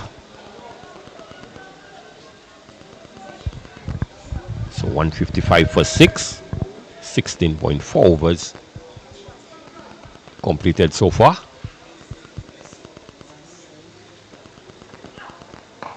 Short delivery, looking to tuck this one from outside the off stump into the mid-wicket region. Still able to get a single. So 14 runs so far in the over. So Elcock having considered a 6 and a 4 already. One delivery left in the over. He certainly would not want to consider another boundary. 14 runs. And Philip has been dealing in boundaries so far. And this one angling down the leg side. Possibility of a wide. Umpire has signaled it came off the pad, so good end to the over there by Canelcock. Dot delivery. So the Micoud Eagles, they have moved on to 156 for 6 after 17. So with 18 deliveries left, still a possibility of getting up to a score of 180. Yeah, good score so far. And as you said, have a good chance to reach to 180. But we just have to wait and see, because I was just thinking, Greg Wilson, that I haven't seen Joshua Sipal, and look, he'll be introduced into the bowling line. So Sipal is introduced into the attack now. He'll be coming in to bowl the 18th over. And Keegan Arnold, 5 away from a deserving half century. And this one short. Looks to pull it towards the mid-wicket region. They're thinking of a second, but good work done there by Josh Foreman, who races in from the mid-wicket boundary to restrict them to just one. So 46 now to Keegan Arnold. But he seems he has an injury.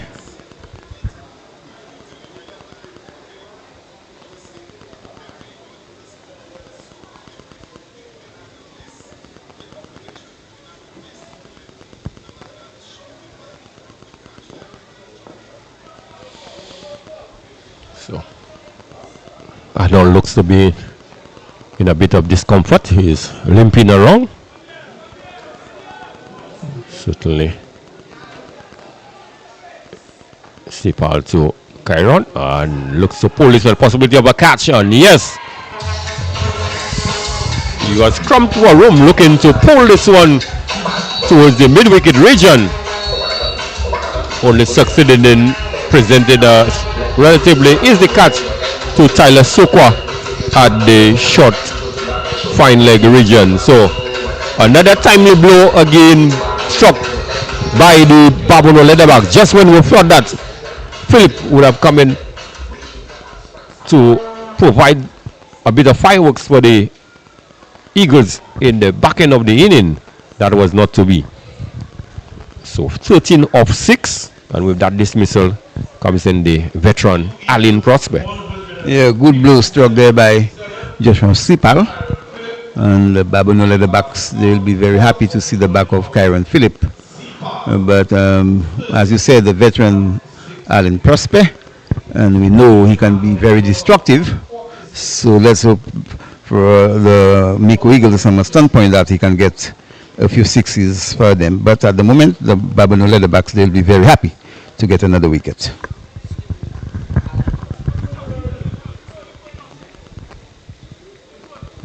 So Aline Prosper.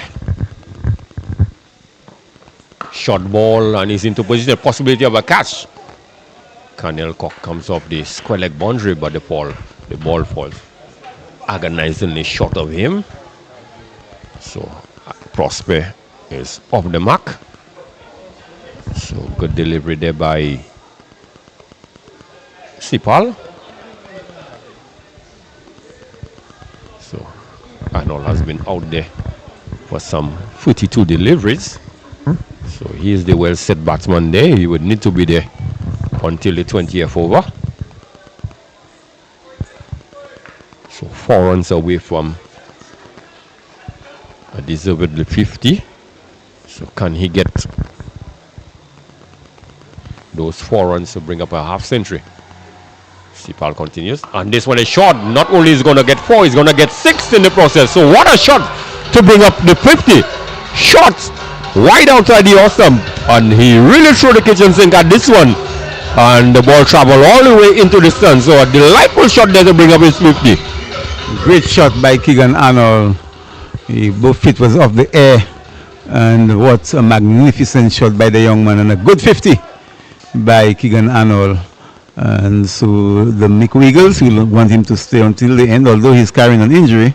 But he's looking dangerous with that injury. Yes, certainly in a spot of discomfort at this point. And this one is struck straight back at Sachin Sipal, who did well. And he's run out, is he? Aline Prosper really just ambling down the track. And Sipal had the presence of mind to throw the ball at this striker's end.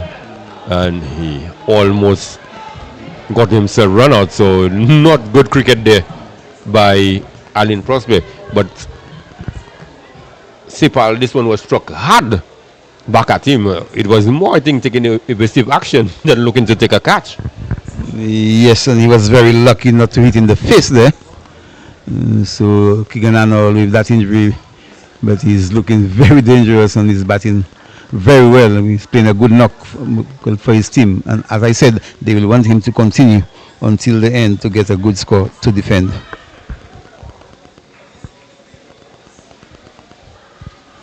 So still some 14 deliveries left in the inning.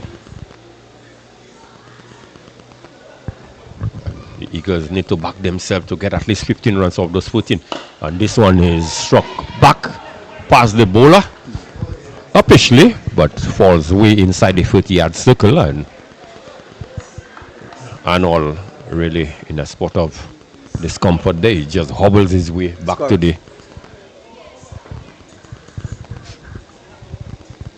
the striker's end.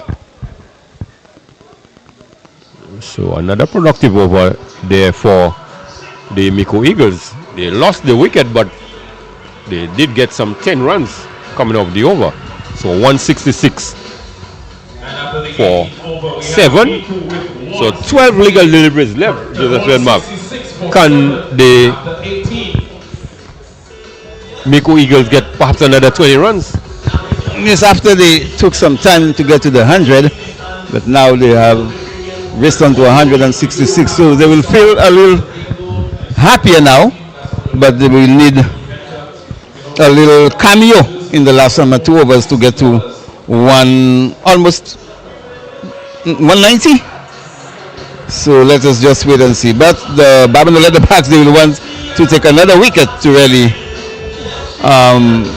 put some pressure on the Micoud Eagles. So we could see that the problem really is with the thigh area. We saw the physio massaging the leg and also applying a bit of the cold spray. So I think if he can hit a few maximum, hit a few boundaries. There's no need to run. I'm sure that will be his intention.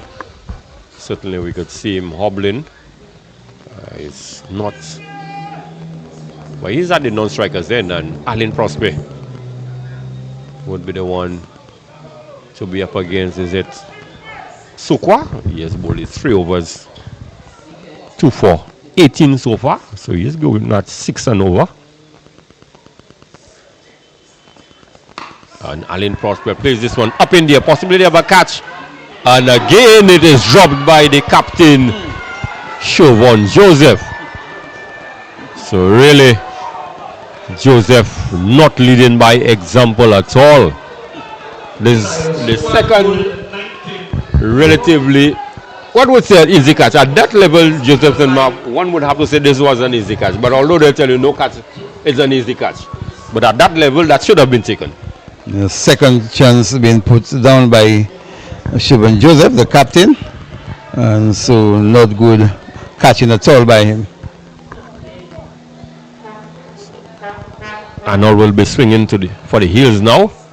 And this one, gives this one, gets enough baton to it. It has gone past Gustav at the short backward square region, and it has raced to the boundary for 4. So Keegan Arnold, as we could see, he's basically hobbling. He's unable to even walk on the right leg, but he is still out there fighting for his team, the Micoud Eagles. And the other problem, well, remember, he's one of the bowlers. He's a left-arm spinner, so they might have a bowler shot if he's not able to take the field. So 171 for 7. And this one angling down the leg side. And Sukwa could consider himself very lucky that Arnold did not get bat to ball, but I think he was looking to hit, to overpower this ball rather than looking to just for timing, because you only had young Gustav to evade, and certainly there are acres of real estate that he could have gotten a boundary.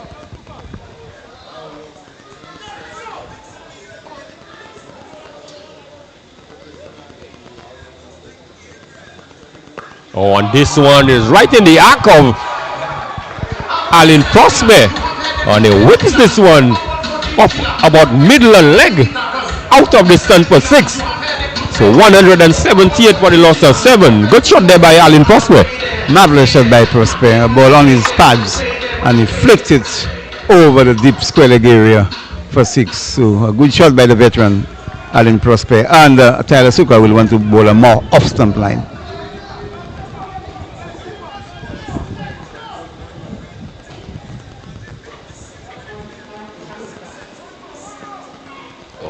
This one passes between the batsman and the stump, and Alex Joseph again unable to stop this one, and it has gone down to the boundary for 4 byes. So looks like the wheels are coming off at the last moment there for the Babonneau Leatherbacks. The Eagles now, they have gone to 182, so still a possibility of 200 on the cards. They are just 18 runs away, and you still have some 7 deliveries left. Yeah, both teams playing bad cricket at some stage of the game, but now the Micoud Eagles, they are coming back into the game. And this one, a play and a miss there by Alan Prosper, but a good productive over for the Micoud Eagles. So with 6 legal deliveries left, Joseph St. Mark, the Eagles, they would hope that they could get minimum 8 from this over, which would take them to 190, which would be a good enough competitive score, something to fight with. Yes, they will be very happy at this stage, 182 for 7. So, but as you said, they will want to maximize the last over to get to the 190 plus. And the Babonneau Leatherbacks, they are letting the game slip away from them a little at this point. They have dropped a few catches, and the ground fielding has not been too good. And the wicket keeper, Alex Joseph, has given a number of byes. So the Micoud Eagles, they will be very happy with what has transpired so far. So Sipal in with the final over. And this one is struck towards the short mid-wicket region by Keegan Arnold. Importantly, is off strike. And Alan Prosper, one would think that he would be targeting the straight boundary. So I think he has to take up the mantle at this point with an injured Arnold. Now playing a miss there by Alan Prosper. This one was in the slot, but perhaps playing along the wrong line. He was looking to play straight while that ball was outside the off stump. And now he is rehearsing what he should have done. Well, a dot delivery goes into the book of the scorers, and the Babonneau Leatherbacks will be very happy. So 200 is still on the cards. We could get 3 maximums there, and they could get them over the line. And this one, he looks to heave it towards the wide mid-wicket region, but the ball falls inside the 50-yard circle. So serious power failure there by Alan Prosper. So it brings Arnold back on strike. So good over so far by Sipal, only conceding 2 of his 3 delivery. And this one shot outside the off stump. Playing a miss there by Arnold. Certainly is in serious discomfort. So it looks like the rain has greeted us again. So we have 2 deliveries left. Sachin Sipal is trying to see if he could complete the over. A player miss again. So 1 delivery left. So good last over there by Sipal. He has only considered 2 runs. Just when the Eagles would have thought that they could have had good enough over to get them into the 90s. It's not to be, but 6 certainly could get them to 190. Last delivery. And top edge, and is going to travel all the way to the boundary. That's gone past the rope now. So a good end to the over there for the Micoud Eagles. They have gotten 4 of the last all, and the score have moved on to 188. So 189 for victory for the Babonneau Eagles. So a good end by the Micoud Eagles. They struggle at certain points in the inning, but one seriously has to credit the young man Arnold, Keegan Arnold, for playing a good responsible knock, carrying his bat right through and able to get 62 not out of 40 deliveries. Yeah, after the Micoud Eagles had a good start, they were pegged back by some good bowling by the Babonneau Leatherbacks, but in the end they were able to get to 188. So I think they will be very happy with this score, and they will think that they have a chance of beating the Babonneau Leatherbacks. But we just have to wait and see. Yes, so at this point we are going out to have an interview.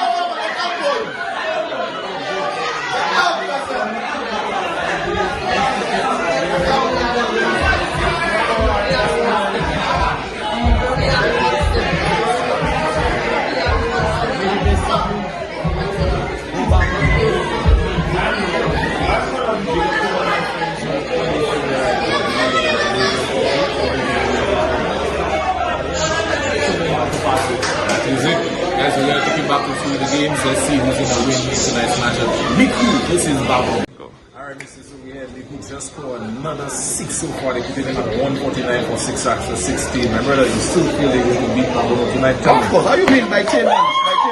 By 10 runs, man. Yeah, Papa. We're scoring 190 and we're winning by 10. Okay? Yeah, man. Let's wait and see. Let's see like that. Tune in to go find out. Yeah, we'll see in a bit.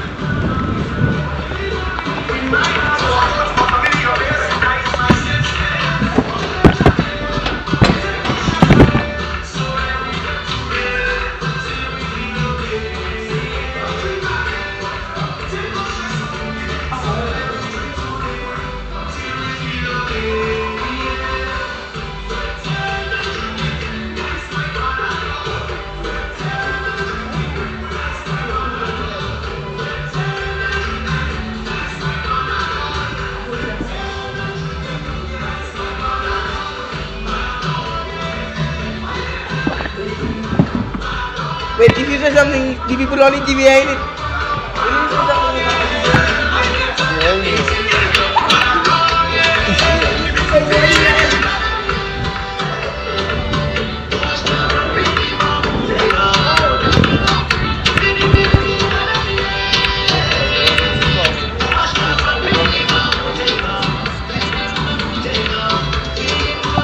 Testing.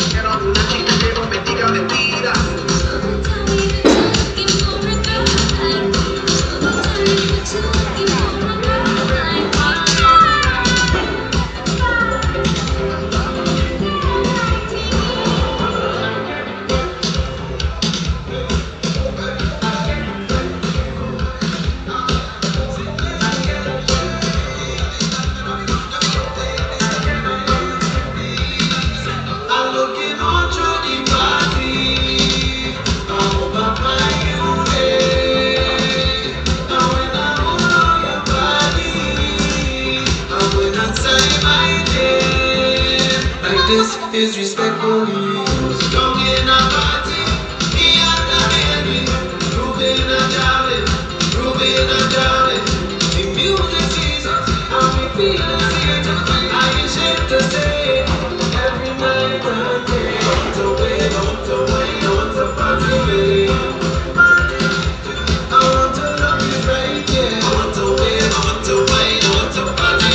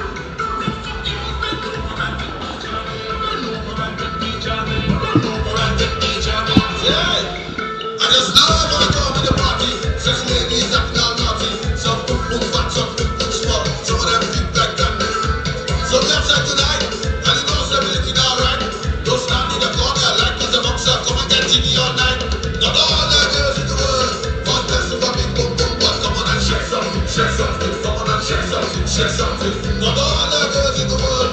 One blessing for big boom boom, but come on and shake something, come on and shake something. Big that girl do something, that's what you want something. Some of them fall, some of them feel that, some of them like something. Big that girl do something, that's what you want something. Some of them fall, some of them feel that, some of them like something.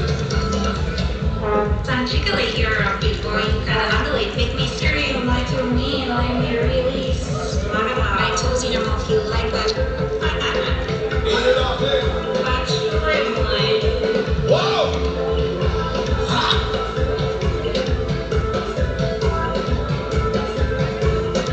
Wait, crazy. GFT life, we live it!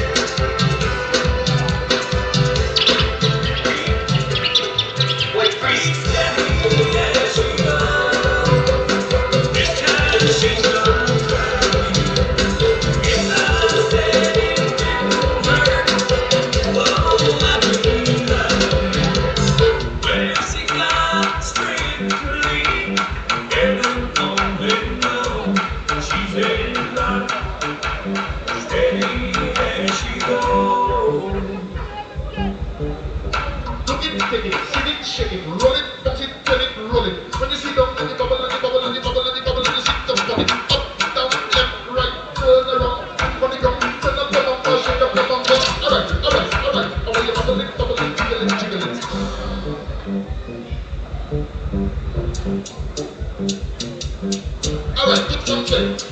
So play. What you do is what you do.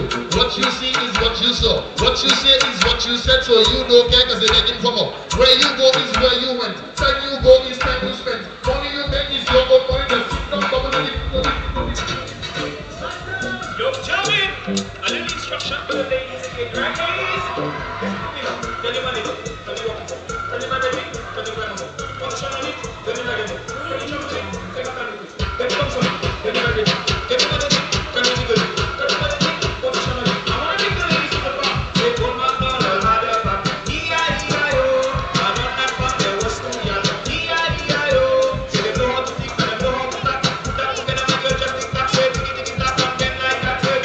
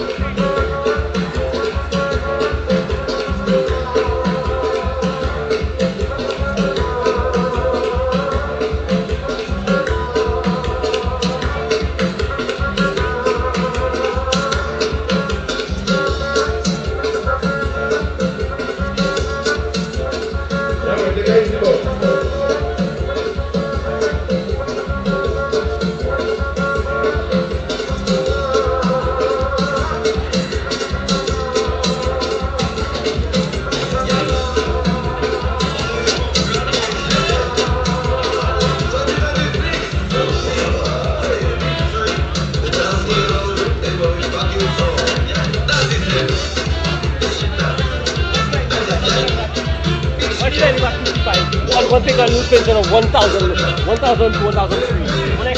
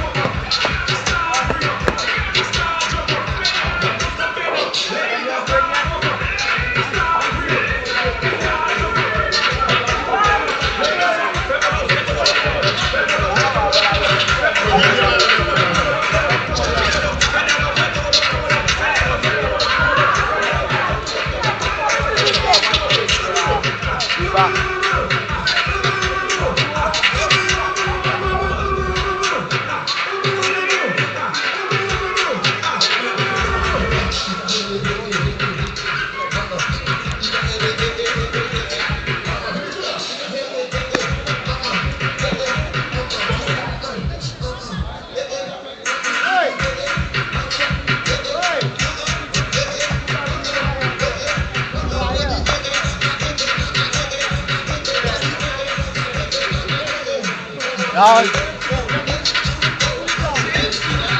pull it out.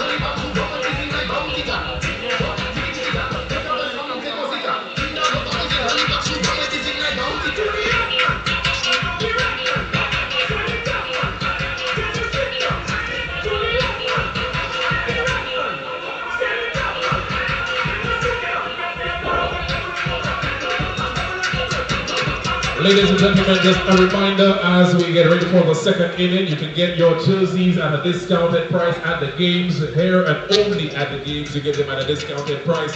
Also tickets for the upcoming games as well. And you can look out for our SPL team. At back of her shirt says Sky. She has your tickets at a discounted rate. Get them while they last.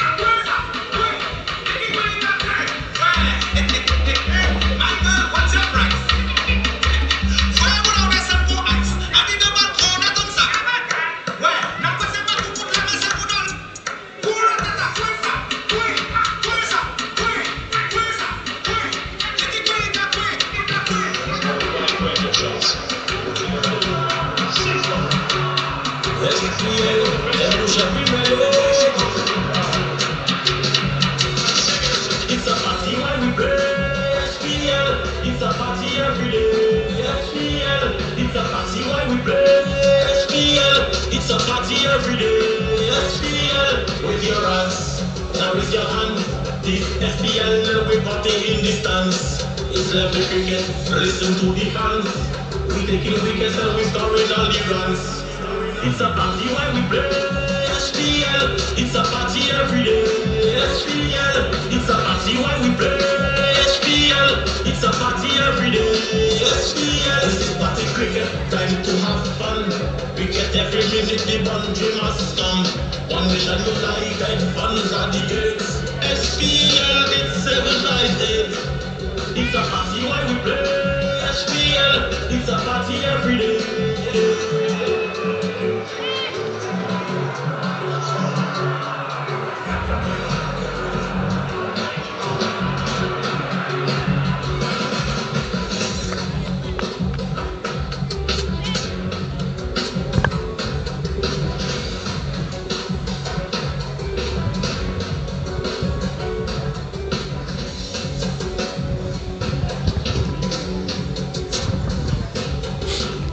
And welcome back to the Mindo Philip Park. We are about to witness the reply of the Babonneau Leatherbacks. They are in chase of 189 for victory. Babonneau, the last 2 games, they have been victorious, and they are one of the teams who certainly can hold their nerves when it gets to the close finish. They won the Prime Minister Cup twice in the final ball of the match, and then last night they won, needing some 18 runs of the last over. There will be no reduction in the number of overs. So certainly they are on a high, having pulled off a remarkable victory last evening, and the Eagles, Joseph Sandbach, will be looking for their first victory. Most definitely, and scoring 188, that might boost their confidence, and they feel that they can win the game. But there is a lot of cricket to be played, so we just have to wait and see what will happen at the end of the game. So it looks like Leo will be taking up the attack from the northern end.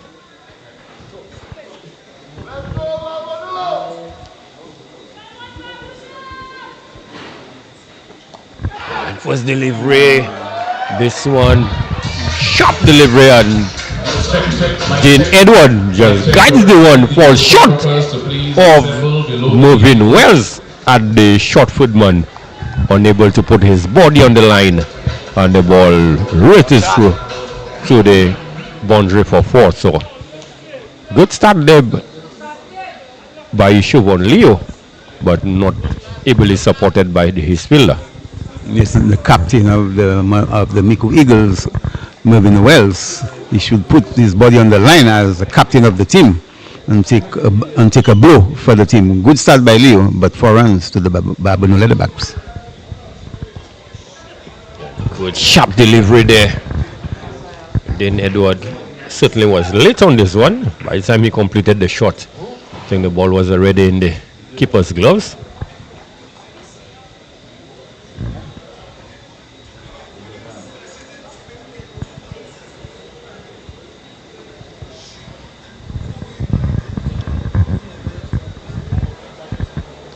So 4 without loss, the Leatherbacks in search of 189. Short ball down the leg side, and a wide call by umpire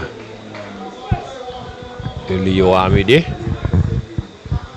So Siobhan Leo certainly needs to get the radar working correctly.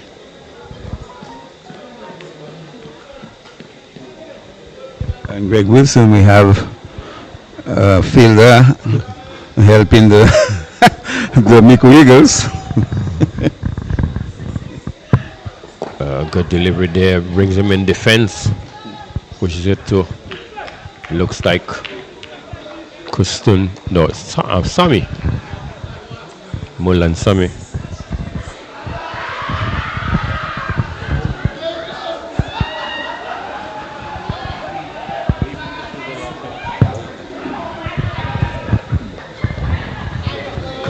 To be more precise, it was a dog. This one down the leg side, and wide signal by the umpire, Dominic Ogis, unable to collect cleanly. So the scores move on to 7. Leo guilty on this occasion, bowling the second wide. So far, 3 legal deliveries bowled. So as much as Joseph Senmabde depending 189, he still can ill afford to be giving away 3 runs like this. Yeah, they should be bowling tighter than that and put pressure on the Babonneau Leatherbacks. So they are giving them 3 runs, bonus runs. And Elcock already has a half century in the tournament. Then Edward has been prolific for the team as well. Oh, this one dug in short there. And Colonel Cock perhaps thinking that one would have really bounced above the shoulder, but certainly it came back at him and he took this one on the chest. So a good vicious delivery there by Siobhan Leo. Yeah, but not good technique shown there by Colonel Elcock. He took his eyes off the ball, and so he was struck on the body. So let's see what the response is going to be like.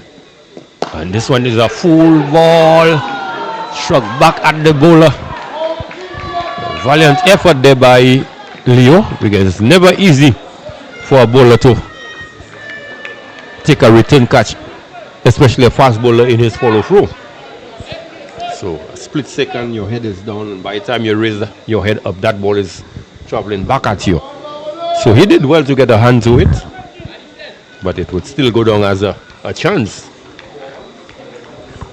Yes, but good reaction there by Leo.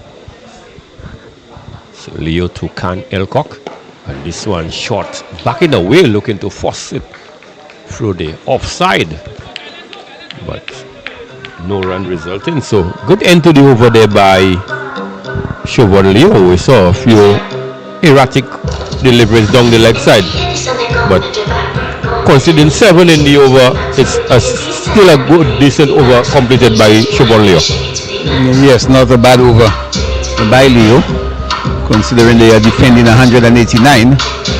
So they will want to continue bowling good overs and putting the ball in good areas, and also wanting to take a wicket or two to put the Leatherbacks under pressure. So at the beginning of the inning,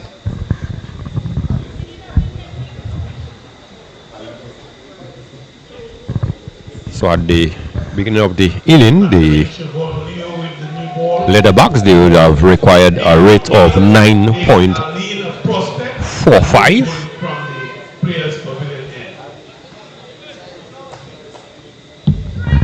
Alan Prosper to take up the attack from the southern end. He'll be bowling to Dean Edward. First delivery outside the off stump. Then looks to punch this one off the back foot, gets the ball off the inner portion of the bat, trickles down to the wide mid wicket region. 1 run resulting. The bowler does the chasing. So it without loss, the Babonneau Leatherbacks.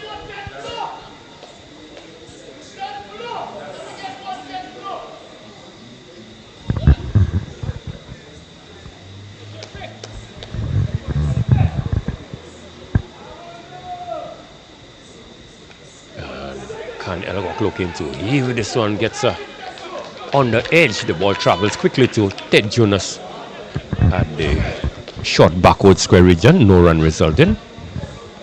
So Can Elcock looking for more power rather than timing at this stage. Good delivery there by the veteran Alan Prosper. Brings Can in defense. No run resulting. So at the halfway stage in this over, just 1 run conceded. Good over so far.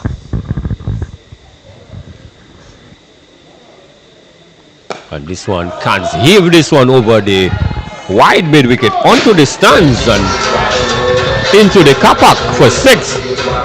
So a huge 6 there, struck by Can Elcock. Yeah, good shot by Can Elcock. Alan Prosper pitching up to Can Elcock, and he went through the shot and hitting it over the mid-wicket boundary for 6. So a good shot by Elcock, and the Leatherbacks will want him and Dean Edward to continue batting. But remember, they have to score 189, so it's still a long way to go. Yeah, this one was right in the arc there for Can Elcock. Really needed no second invitation. Really played that slug shot there for 6. So let's see what the response of the veteran Prosper will be like. And quicker delivery. quicker and flatter. Bring Cans in defense, place it back to the bowler, but unable to field cleanly, but no run resulting. Another good delivery there by Alan Prosper. Again, flatter and faster. So good end to the over by Alan Prosper, finishing with 2 dots after he was struck for 6 of the 4th delivery. Again, 7 runs of the over. Decent over completed by Alan Prosper. Yeah, despite the 6, he came back well in the over and kept Colonel Cobb very quiet. And I'm sure he'll be very happy. So too will be the captain of the Micoud Eagles, Mervyn Wells. And so they will want to continue putting pressure on the Babonneau Leatherbacks. And Dane Edward, we all know he can be very destructive. And Can Elcock, he's in good form. And so these two will want to bat as long as possible for the Babonneau Leatherbacks. So Siobhan Leo, he will be bowling to Dane Edward. Certainly we saw the first over, a very lively over, one in which he struck Candlecock, and this one is short and got into position very quickly and dispatches it towards the backward square region for 4. Lovely shot by Dane Edward. That one was shot on the leg side, and then Edward going back and hitting it down to the backward square boundary for 4. So a good shot by Dane Edward, bad delivery by Siobhan Leo. So Siobhan Leo, on this occasion, Dane Edward taking on the short ball. Let's see whether he's going to continue with that same ploy. Shot again outside the off stump, and a missed opportunity there by Edward. Was perhaps looking to keep that ball along the ground. Should have gone the aerial route, Joseph Silva. Yes, well said, Greg Wilson, because the fielders are in. Remember, we are still in the power play, and he should have gone over the infield. But a good comeback delivery by Siobhan Leo.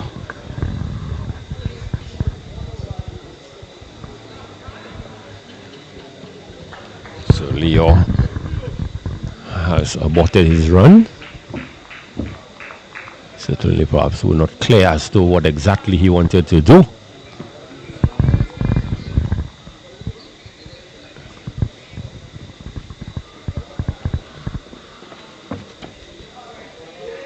And full delivery outside the off stump. Dane Edward looking for that big expansive drive, but perhaps not getting the left leg out close enough to the ball. It goes through to the wicket keeper. Ogis, no run resulting. So good comeback there by Leo after being struck for 4 in his very first delivery of the over. Short delivery, squares him up a bit. Goes down to the wide third man. 1 run resulting.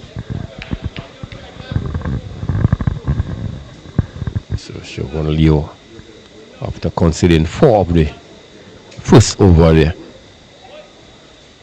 of the first delivery, sorry, he has come back really well. .1. And he certainly would want to prevent any further boundaries in the over.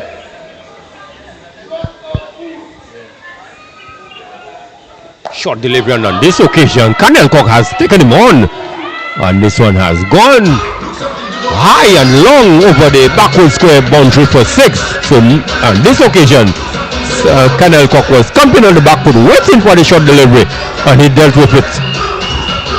A good shot by Alcock, getting his revenge after he was struck on the body by Siobhan Leo.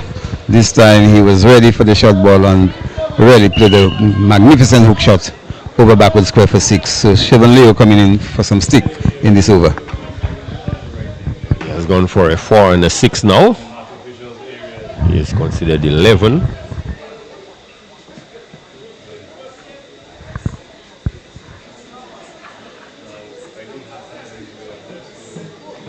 Shot this time, possibility of a catch, and he is out caught. So he has gone to the Short delivery. Another short ball. This time he was cramped for room. Looking to go more towards the mid-wicket area.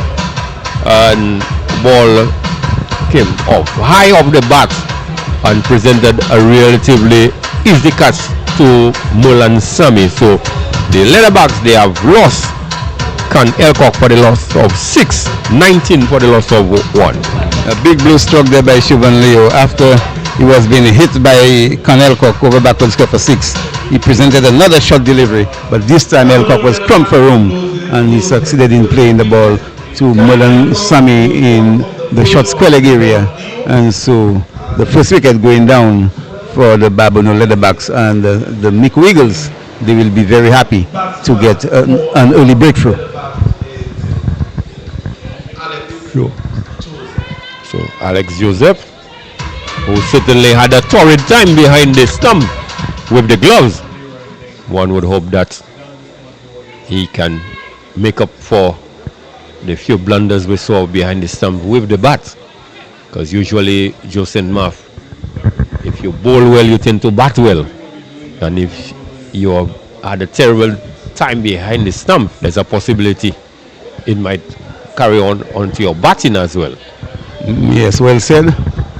And let's see if he can be successful with the bat.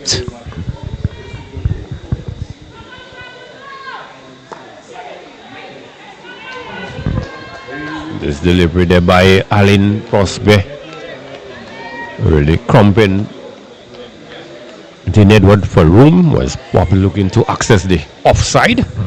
Ball coming back sharp at him, almost went back onto the stump. So good start to the over by Prosper. Short and wide, and the keeper wasn't certain where the ball was, and in flailing his arm, he actually gave away a run. So that brings Alex Joseph into strike.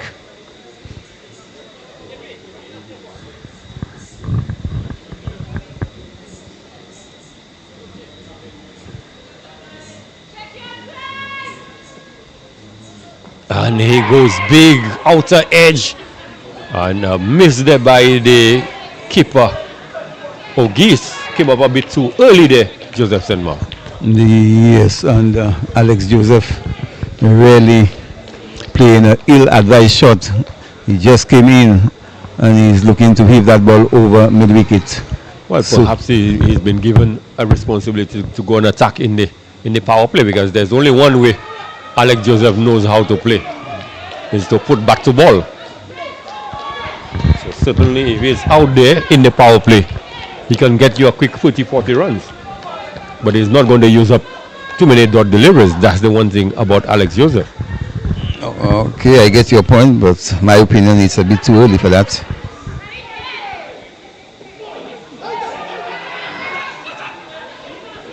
Well, it's the role that he's been given, so it looks like he has come out there as a pinch hitter. Babonneau maps reckon they have enough depth in the batting, and they could take a gamble. If it pays off, then they will be well rewarded.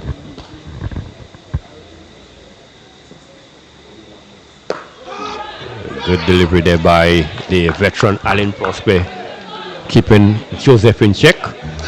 So a good over there by Alan Prosper, conceding only 1 run. So they are certainly keeping things tight, the Micoud Eagles, at this phase of the game. Good bowling by Alan Prosper, keeping Alex Joseph quiet. Alex Joseph showing his intentions clear, wanting to get on the things. But the Micoud Eagles, they fancy the chances of winning the first game. But as I said, it's still a lot of cricket to be played, and we just have to wait and see what will transpire at the end of the game.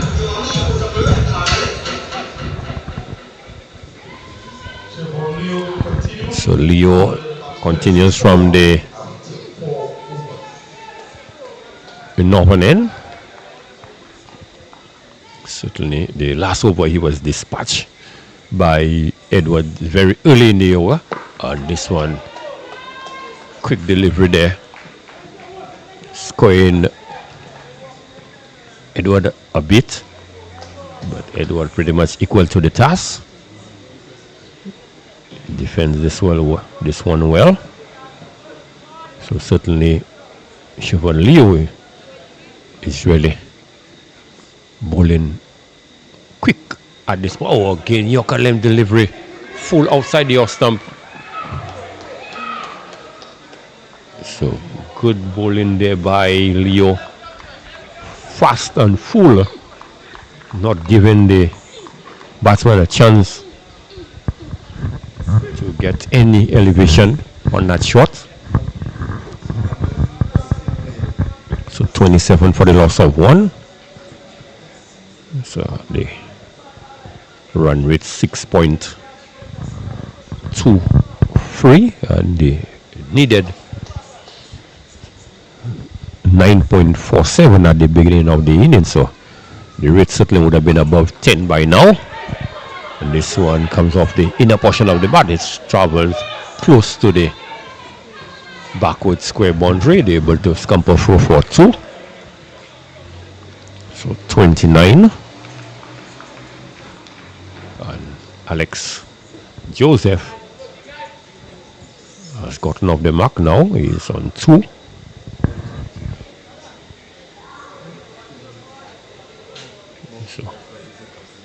Good contest in the making there between Alex Joseph and Siobhan Leo. Oh, Alex Joseph backing away. And change of delivery there by Leo. But Alex could do no more than defend.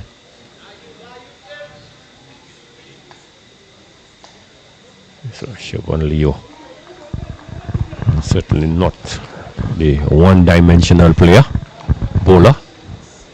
He can mix things up a bit and he can produce the quick delivery when he wants to. And this one was fired in there by Leo. Joseph drives this one down to the mid-off region where Rowan Lesmore fields. 1 run resulting. So certainly the last 2 overs, Joseph sent him up. The boundaries have dried up. Yeah, good bowling by Siobhan Leo in this over, keeping things fairly quiet. And so the Micoud Eagles will be very happy with this over being bowled by Siobhan Leo. So 44-1.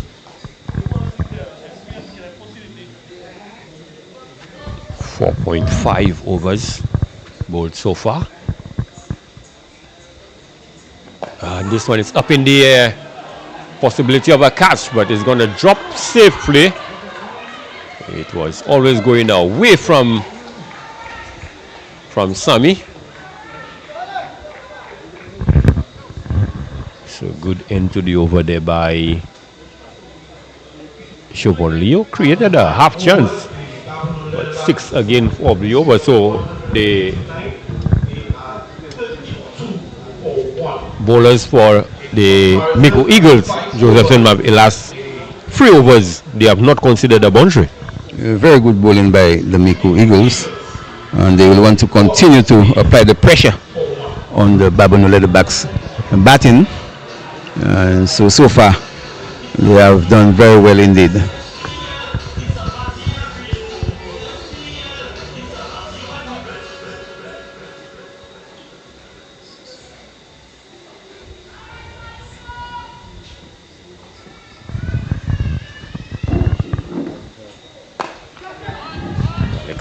Joseph looking to heave this one towards the mid-wicket region, only succeeding in getting 1 run, so certainly not getting the sort of timing that he is looking for.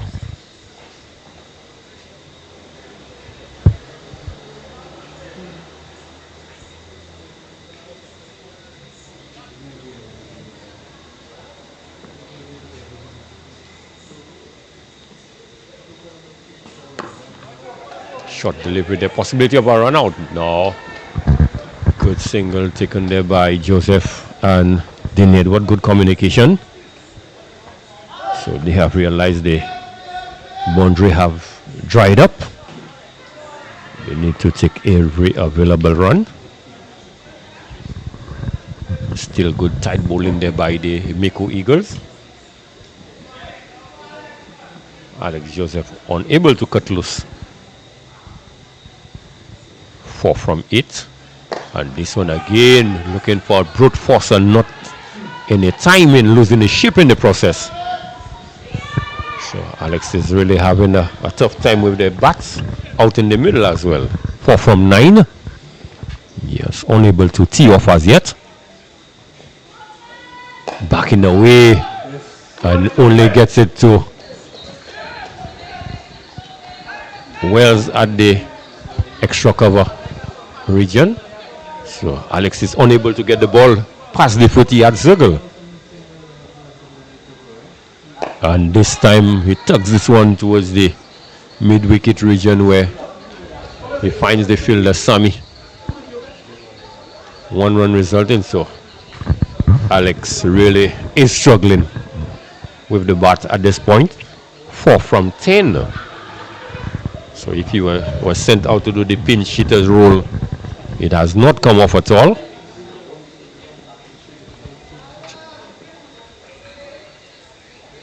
And then Edward, faster one from Aline Prosper.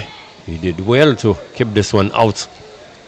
So at the end of over number 6, the power play is completed. 36 for the loss of 1. So certainly the Eagles, they have taken the upper hand where the power play is concerned. Oh, great bowling by the Micoud Eagles, restricting the Babonneau Leatherbacks to just 36 and for 1. So good bowling by the Micoud Eagles, and they will be very happy with the work so far. So the Babonneau Leatherbacks, they will want to really up the ante in the last 14 overs, but so far the Micoud Eagles has their noses in front. Yes, certainly they have the upper hand. Still 156 runs required.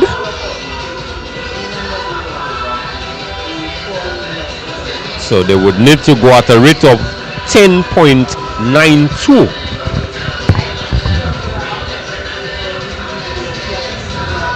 So it looks like Ted Jonas is going to take up the attack from the northern end.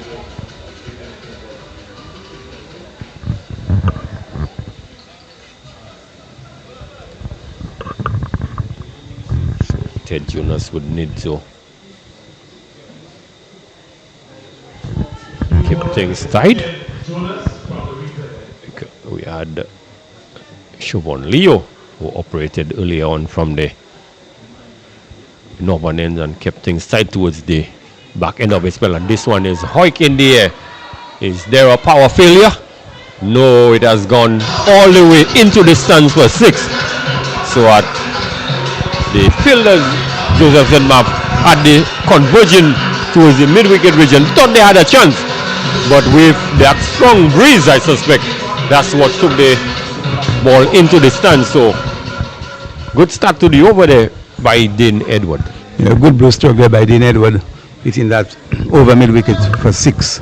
So Jonas will have to bowl a tighter length than that. But we all know how destructive Dean Edward can be. Okay, good comeback delivery there by Jones. Well, he might just say the first one was a loosener, but certainly he has come back well, and his team would hope that he could continue to bowl in good areas. So 42 for the loss of 1. Batsman out, Connie Ellecock. Short delivery and Edward in position quickly, but not getting that ball off the sweet bread of the bat. But it gets down to Charles, who is patrolling the mid-wicket boundary. 1 run resulting, 43 for the loss of 1.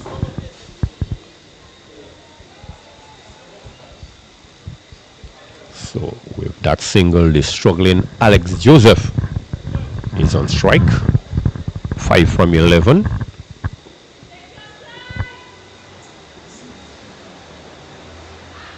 This one is outside the Ulster, man. He threw the kitchen sink at this one and getting enough bat onto it. It has gone over Hazel Shalry at point and down to the boundary for 4. So finally, Alex Joseph has struck a boundary. Yes, and that will give his confidence a good deal of good. And the Babonneau Leatherbacks will want him to stay there for a while because he can be very destructive also. And with him and Dane Edward at the crease, they will want to really stay there for a while and give the Babonneau Leatherbacks a chance. 47 for 1. And this one full delivery, but he's tugging it from outside the off stump. They've gone for 1 finger of a second. Then Edward really losing his footing. Unable to come back for this second. So with the bit of moisture, we had the bit of rain earlier on.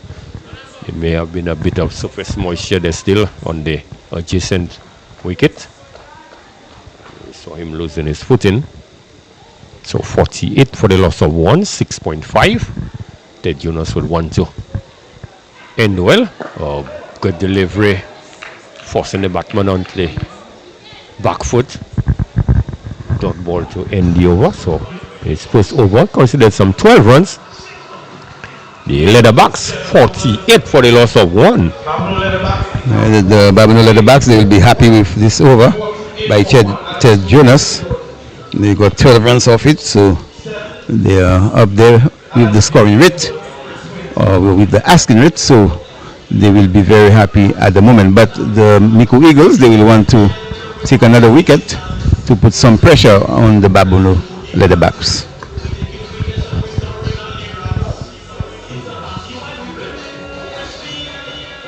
Looks like, is it Philip? Yes, I think it's Kenroy Philip. Oh, it looks like Alan Prosper continuing. Yeah, Prosper.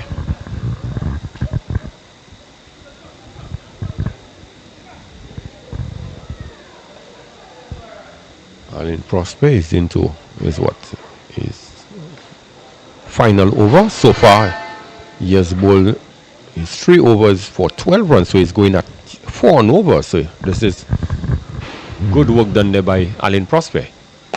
And this one is struck firmly there by Alex Joseph, but straight to,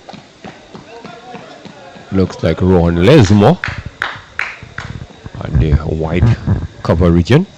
And backing away, looking to hit this one. He was fortunate enough to have gotten on the edge that traveled down to the short fine leg region. 1 run resulting. Wayward throw coming in, but it was backed up and no further run resulting. So 1 more to the total, 49 for the loss of 1. Certainly the Leatherbacks, they have taken a long time to get to 50. 7.2 overs so far.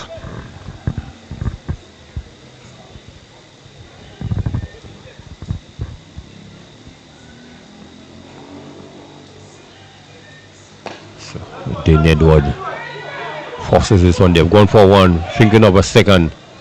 They're not going to chance the hands of Hazel Shalry. So the 50 for the Leatherbacks. 50 in 7.3 overs.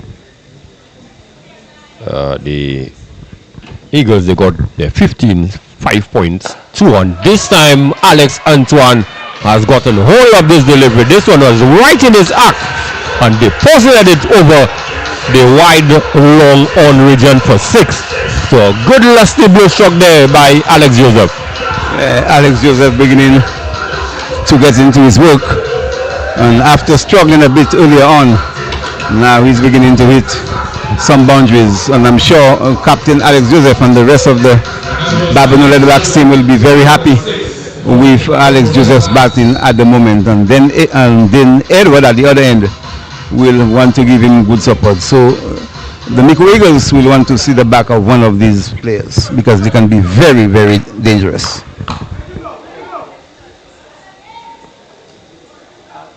And this one up in the possibility of a catch, but short of moving Wells. Valiant effort to get to this ball. So good comeback delivery there by Aline Prosper.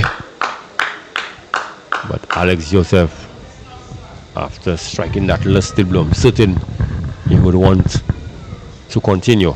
And again, this one up in the air. This time, possibility of a catch. And is out caught there. Caught by Kyron Phillip on the long on boundary. So Alex Joseph going for glory again. And this one struck high on the bat and presented a relatively easy catch for Phillips. So Babonneau, they have lost the second wicket. Alex Joseph 17 from 18.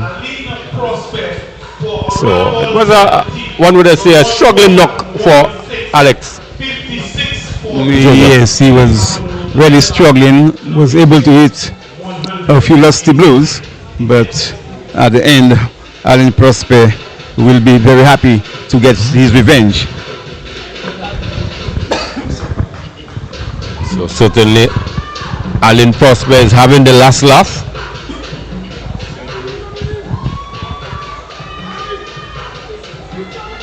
It looks like the incoming batter. Looks like what? Quinn Henry. Quinn Henry will be joining Dean Edwards. 24 from 20.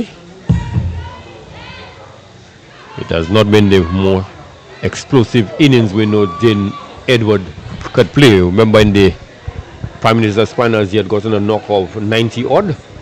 And it came in very quick time. I think it was the semi-finals against Central Castries. Quinn Henry's mom is in the stands.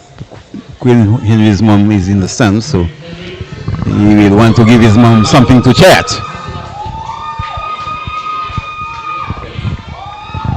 So Ted Jonas to continue. And this one is short and it's pulled. One bounce to the fielder. Looks like Rohan Lesmore at the mid-wicket boundary. This one traveled very quickly. So Ted Jonas would be well advised, especially to Dean Edward, so perhaps pitch that ball a little further up and outside the off stumper, most likely to avoid those cross-batted shot by Dean Edward.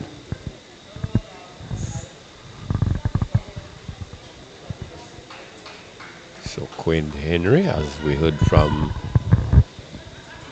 my fellow commentator, that his mom is perhaps one of the biggest cheerleaders there right now. Shot outside the off stump, and he has put back to this one, plays it towards the backward point region for 4. So excellent shot to get off the mark. Superb shot by Quinn Henry. Shot ball outside the off stump by Ted Jonas, and Quinn Henry had the whiff, and he played a delightful square cut down to the backward point area for a lovely shot by Quinn Henry. And what was more pleasing about that shot, he was really on top of the bounce, so really handled it very well. Good comeback delivery there outside the off stump, as they would say, down in the corridor of uncertainty. So that is where he should be bowling. A few more deliveries. Yeah, good comeback by Ted Jonas. That one was a bit closer this time and had Quinn Henry fishing outside the off stump.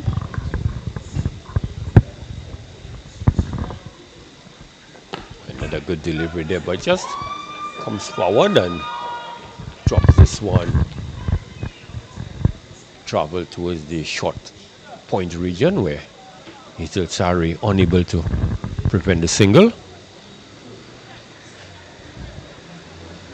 So Quinn Henry has moved on to 5. 62 for the loss of 2. We are into the 9th over. Short delivery again. This one, possibility of a run out. I think he was good sportsmanship there by Quinn Henry. The ball came off his leg when Shalry had a shy at the stump. So he had a possibility he could have gone for a run, but he decided not to because he felt the ball came off his pad. So well done on the part of the young man. And this one outside the off-stump, good delivery there. A bit of extra bounce on this occasion. So good end to the over there by Ted Jonas after he was struck for 4 in the second ball. He still managed some 2-dot delivery. So just 7 runs coming off Ted Jonas over. So good over, nevertheless. Not a bad over at all by Ted Jonas. He came back well in the over after he was struck for a delightful 4 backward point by Quinn Henry. So the battle is really on, and the two teams, they're trying to get to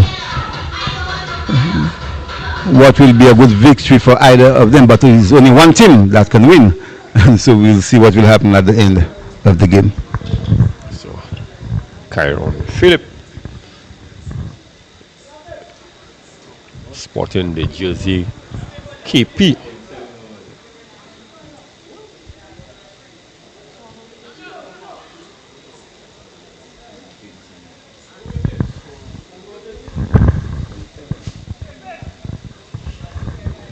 So Kyron Phillip to take up the attack from there.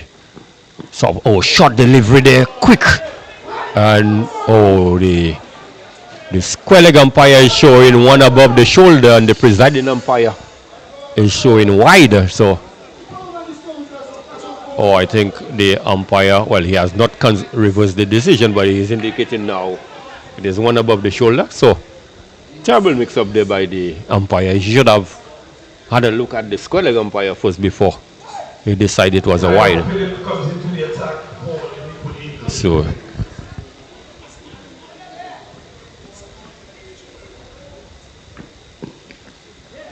this one angling down the leg side,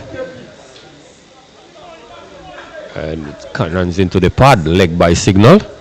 So Joe, just some news coming off Crozily there in 7 overs. The City Blasters 134. So certainly the City Blasters are blasting their way up in the north, whilst the Leatherbacks, they are struggling at this point in time. Slow going, 7.09, sorry. So a bit of slow going their way into the 10th over. So the Micoud Eagles, they would want to continue exerting this sort of pressure, try to keep the stranglehold on the Leatherbacks. Short ball, really not in position, but just helping this one. Good enough shot to get him a run.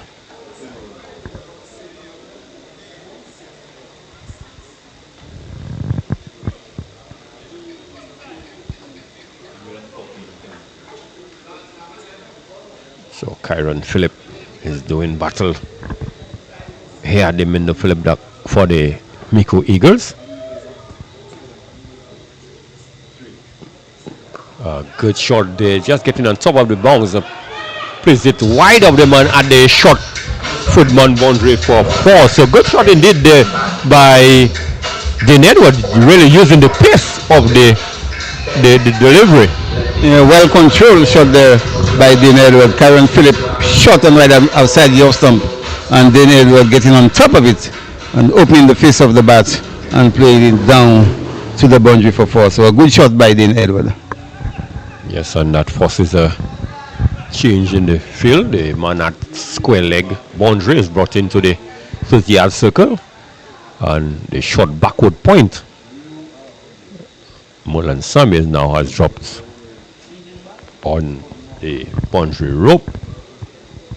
So a bit more protection on the boundary for Philip.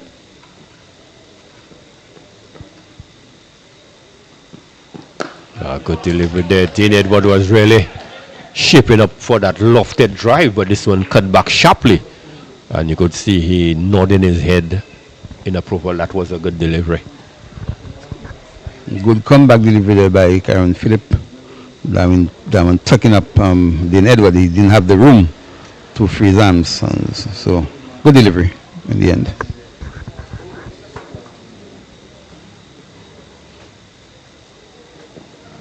Oh, and this one was short, and did Edward went at this one very hard. Quick hands there. Dispatching this one towards the backward square boundary for 6. Was a flat 6, Joseph Sinma. Yes, it was hit with disdain by Dean Edward. A short delivery, and he was into his wicket in a flash and rolling the wrist over it. As you said, a flat 6 over the backward square. So Dean Edward is really motoring on now. So he has moved on to 46 from 26. 76 for 2. So quite a few 6s there. 46, 26, 76, and the last shot was 6. So Kyron Phillip certainly would want a good end to the over, or to see if he could exact some sort of revenge by seeing the back of Dean Edward. And this one shot outside the off stump, looking to make room to run this one down to the footman region. Gets on the edge, the ball goes to the keeper. So a dot ball to end the over. So at the halfway stage, the Babonneau Leatherbacks, they are 79 for the loss of 2.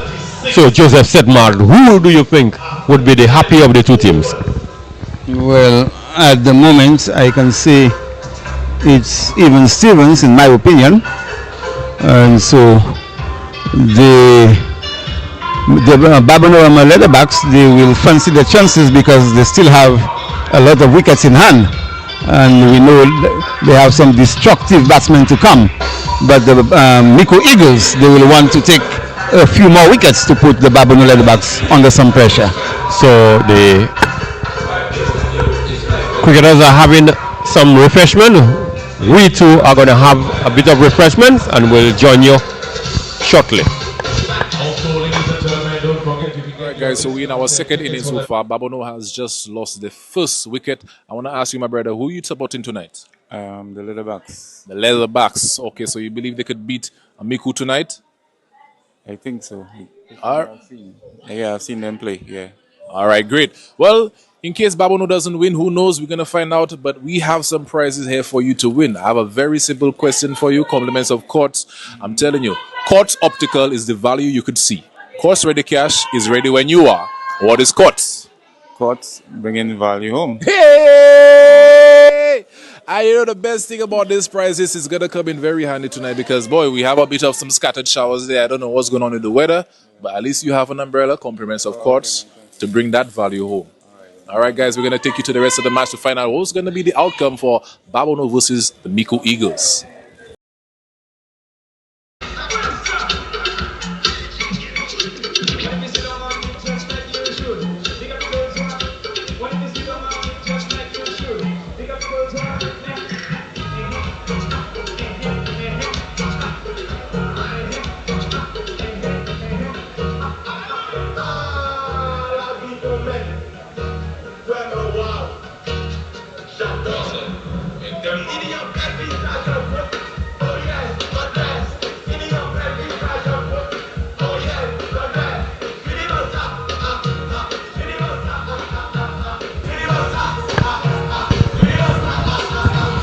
So welcome back to the Babonneau Philip Park. We are about to witness the last 10 overs of the Babonneau Leatherbacks inning.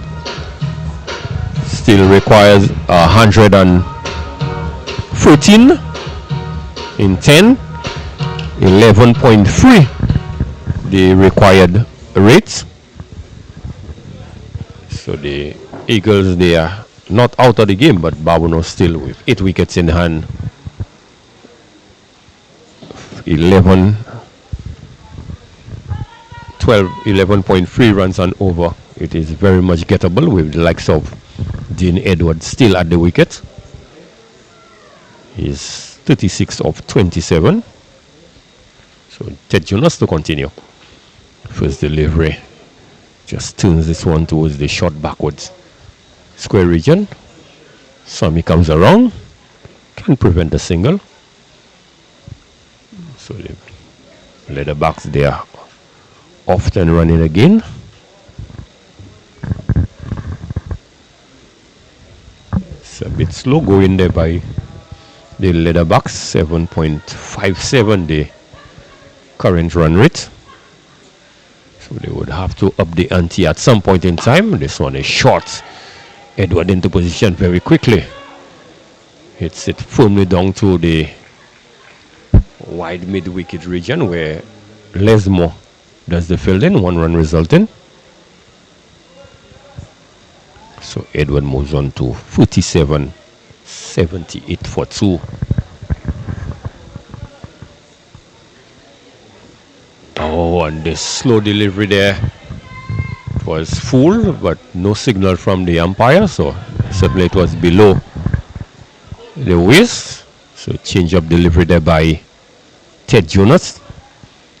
So 3 deliveries so far in the over. 3 singles. Certainly the singles cannot hurt the Micoud Eagles. It's the boundaries they need to avoid. And this one short, but does not bounce as much as Edward would have wished. And he's stout in defense, plays it back to the bowler who does the fielding. So good over so far. Has not considered a boundary and certainly would not want to do so in the next 2 deliveries. And this one is wide and mixed up.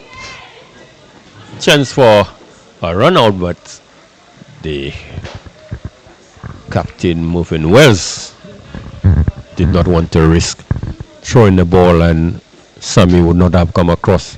But Sammy Charles, sorry, would not have come across in time. So cut the overthrow if he had missed the stump.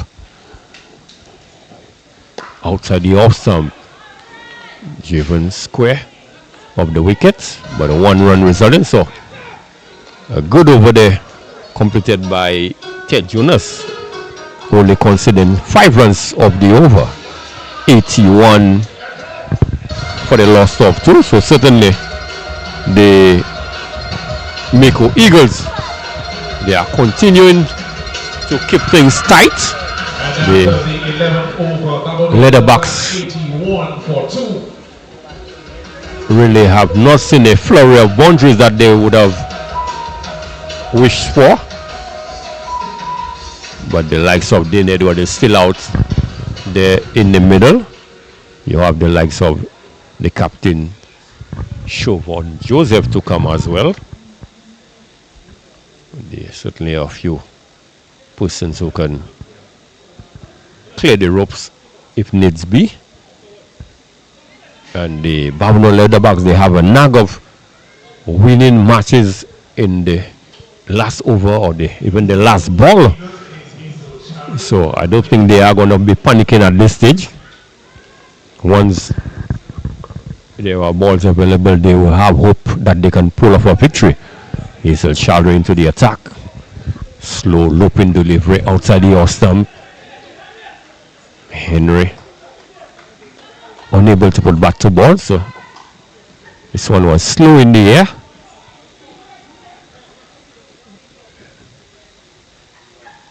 Shalry again. This one is up in the air, possibility of a catch, and it is taken by Kyron Phillip. So a power outage there by Quinn Henry, looking to clear the long on boundary. And this one was cleverly bowled by Hazel Shalry, really slowing it up, not giving him any pace to work with. And he only succeeded in getting the safe hands of Kyron Phillip. So the Leatherbacks, they have lost their third wicket for the free for the score is 81 for free in the 12th over. And that was Hazel to Queen, was out caught. Queen Henry managed to score 9 runs, 10 balls. So it looks like Caleb Thomas.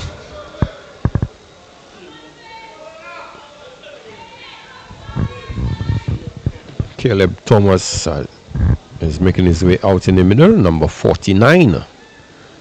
So I'm certain he would wish that he could get at least that number of runs for his team. That would do them a world of good.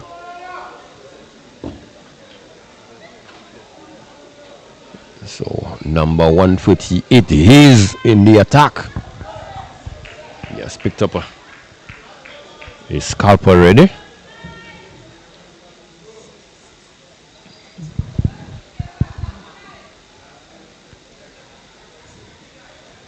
Hazel to Thomas, pushes this one into the short mid-wicket region, and the umbrella single. So immediately Thomas is off the mark. 82 for free. And this one wide outside the off stump and slow. Dane Edward looking to force this one into the offside, gets on the edge. Fortunate enough to hit for him, the ball did not ricochet onto the stumps, but they're able to get a single. And this one is banged into the point region. Marvin Wells can come across to prevent the single. The sweeper, Charles, does the fielding, then 1 run resulting. So still slow going there by the Babonneau Leatherbacks. Final 5 deliveries bowled so far. And this one is tugged towards the wide mid-wicket. They've gone for one, thinking of a second, but good work done there by the fielder, looks like Junior Peters. So the end of a very successful over by Hazel Shalry, picking up the wicket of Queen Henry. Good over by Hazel Shalry, the veteran. And so the Micoud Eagles, they will be very happy to get another wicket and to put the Babonneau Leatherbacks under some pressure. But Dane Edward is still at the crease, and as long as Dane Edward is there, they still have a good chance of overhauling that 189. But we still have a lot of cricket to be played, and so we just have to wait and see what will happen. So it's becoming very dicey there. Another 104 of 8 overs. Yeah, it's getting very tough there now for the Leatherbacks. But as you did indicate, that they still have the services of Dane Edward. So certainly they need to see the back of Dane Edward. If they can do that, they are in with a very good chance of pulling off a victory. So Kyron Phillip to continue on this one, short and dispatched into the square leg region for 6. Actually, this one has gone out of the park. So Kyron Phillip will be well advised not to go the short ball route to Dane Edward. Yes, and it was a short arm jab shot there by Dane Edward, effortless over the backward square for 6. What a shot. So Dane Edward, as we indicated, as long as he's there, the Babonneau Leatherbacks are still in with a chance. So foot umpire Cyrus Sipal just brought out the replacement ball.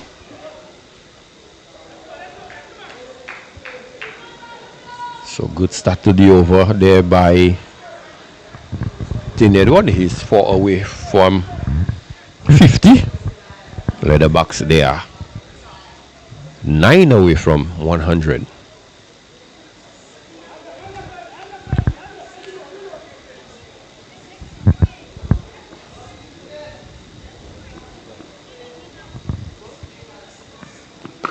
Much better line outside the off stump.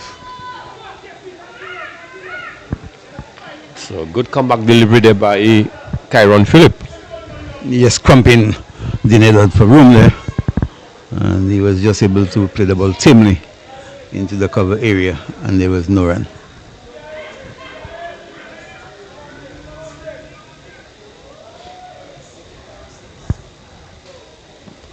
And this one top edge that's gone high, and it goes to travel all the way over the footman boundary for 6.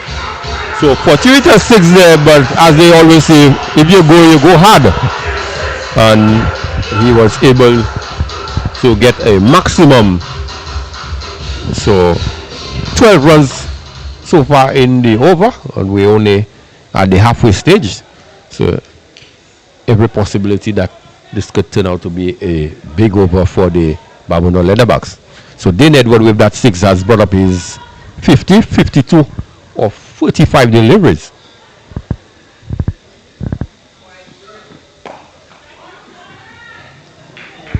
So short ball plays the horizontal short ball, goes down to the long of boundary. 1 run resulting, so they inch closer to 198 for the loss of 3.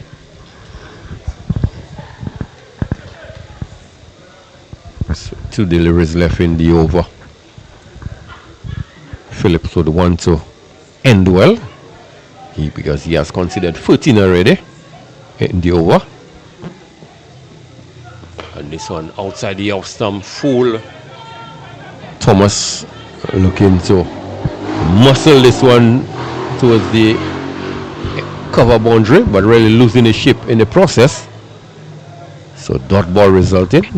I think Phillips would be happy.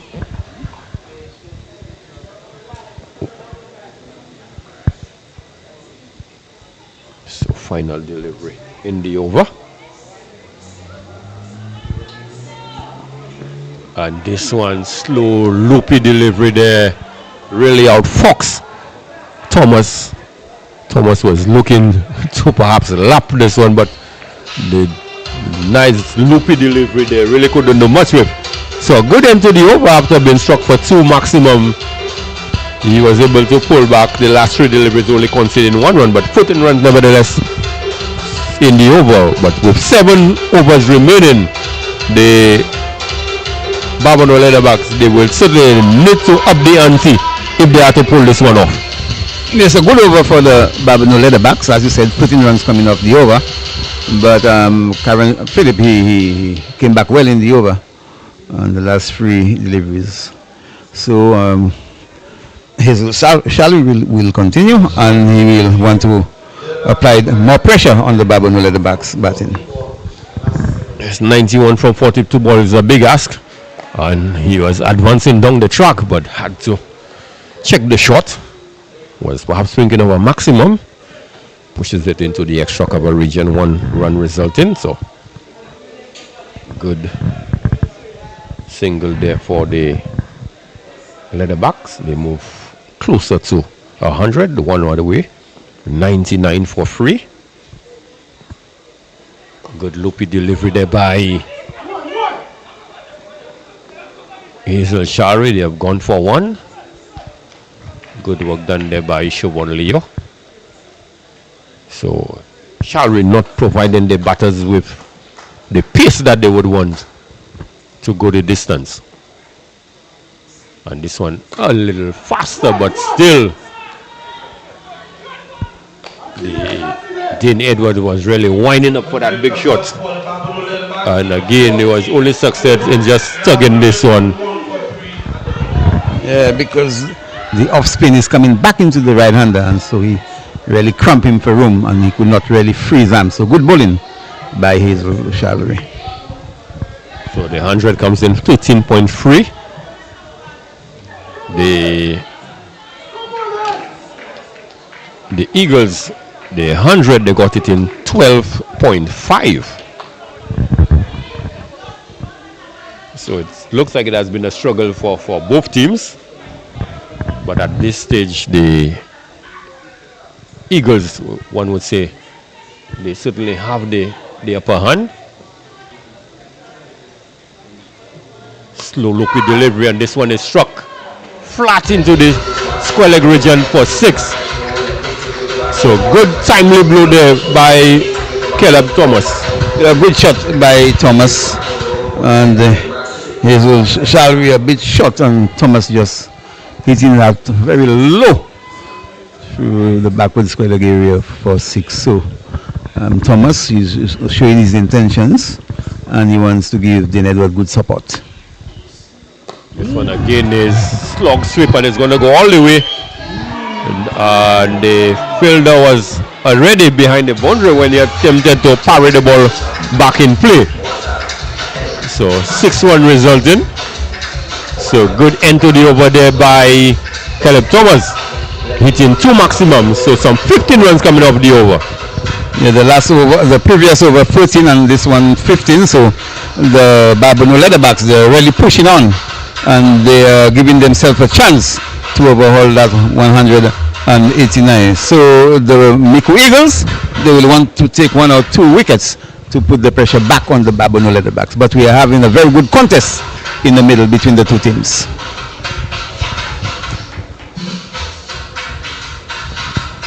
So still 76 of 46.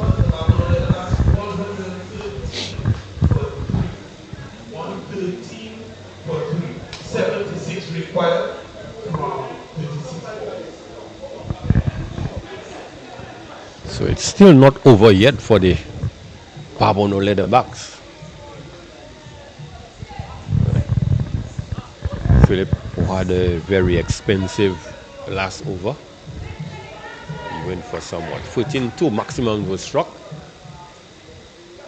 So certainly he would want to bowl a much better over. So continue to pile on the pressure. So wide outside your stump, and this one, the batsman Dean Edward was able to just come down hard on it, got the extra bounce of the hard wicket, and went over the head of the short footman fielder down to the boundary for 4. So again, Dean Edward is able to start the over with a boundary. I think the captain of the Micoud Eagles missing a trick there to give the ball back to Karen Phillip for another over. But he's the captain out there, and he knows what's best. But the Babonneau Leatherbacks, they're really pushing on at the moment. Well, I don't think it's a question of just what he's perhaps thinking of. They are only operating with 5 bowlers, and you would have to bowl him at some point in time. So this one is firmly struck over the, it looked like straight over. And he is asking if it's 6 or 4. The fielder has indicated to him it went for 4. So consecutive boundaries there for Dean Edward, and it looked like Dean Edward now has realized he needs to go for the gears now. Yes, and he's really going full throttle, and the Micoud Eagles, they are under a lot of pressure. Yes, Kyron Phillips, sorry, I said Pollard. And this one, slower delivery. So certainly the change of pace has worked for Philip. And good comeback delivery there after conceding 2 boundaries of his first 2 deliveries. So he would recognize that he needs to find a way to disguise those deliveries and do not provide too much pace for Dean Edward to work with. And again, this time around, did not learn the lesson. He provided the pace, and this one was deposited into the, well, I thought it went into the Marshall River. Actually, the ball struck the wall and came a fair distance back into play. So 14 of 4. And if he's going to provide the sort of pace one would expect to look for the white Yorkers, but he's bowling those half volleys with pace, so certainly they are going to disappear. Yes, and I'm not impressed with Kyron Phillip at all, but nevertheless, the Babonneau Leatherbacks will be very impressed with what Dean Edward is providing at the moment, and with him and Caleb Thomas at the other end, they are going great guns. So Dean Edward, he has moved on to 69, 41 away from triple figures. I think it is possible the way he is going there at this point. So let's see what the response of Kyron Phillip would be. He is providing more pace, short outside the off stump, but a bit of extra bounce on this occasion. So Dean certainly would be disappointed that he did not get back to ball, because we know he loves the short balls. He can handle it well enough. So 14 of 5 deliveries so far in the over. So can Dean get another maximum to get 20 of this over, or can Kyron Phillip get the wicket of Dean Edward? And good delivery, full on Dean Edward.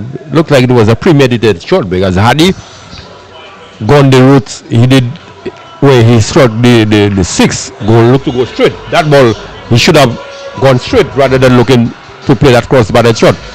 But again, good comeback there by Phillip, but a good healthy over for the Babonneau Leatherbacks. Some 14 runs coming off the over. So the last 3 overs, one went for 14, the other one 15, and this one 14. So 3 healthy overs for the Babonneau Leatherbacks, and they are really fighting on. They are not giving up. And the Micoud Eagles, they have a bowler shot, and so they are under a lot of pressure. And who knows, the Babonneau Leatherbacks might get over the line. So still another 62 in 30.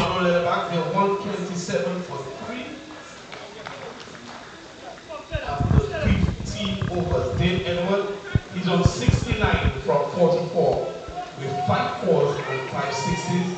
Well supported by Caleb Thomas on 15 from 8 with 2 sixes. So it looks like Ted Jonas is back into the attack.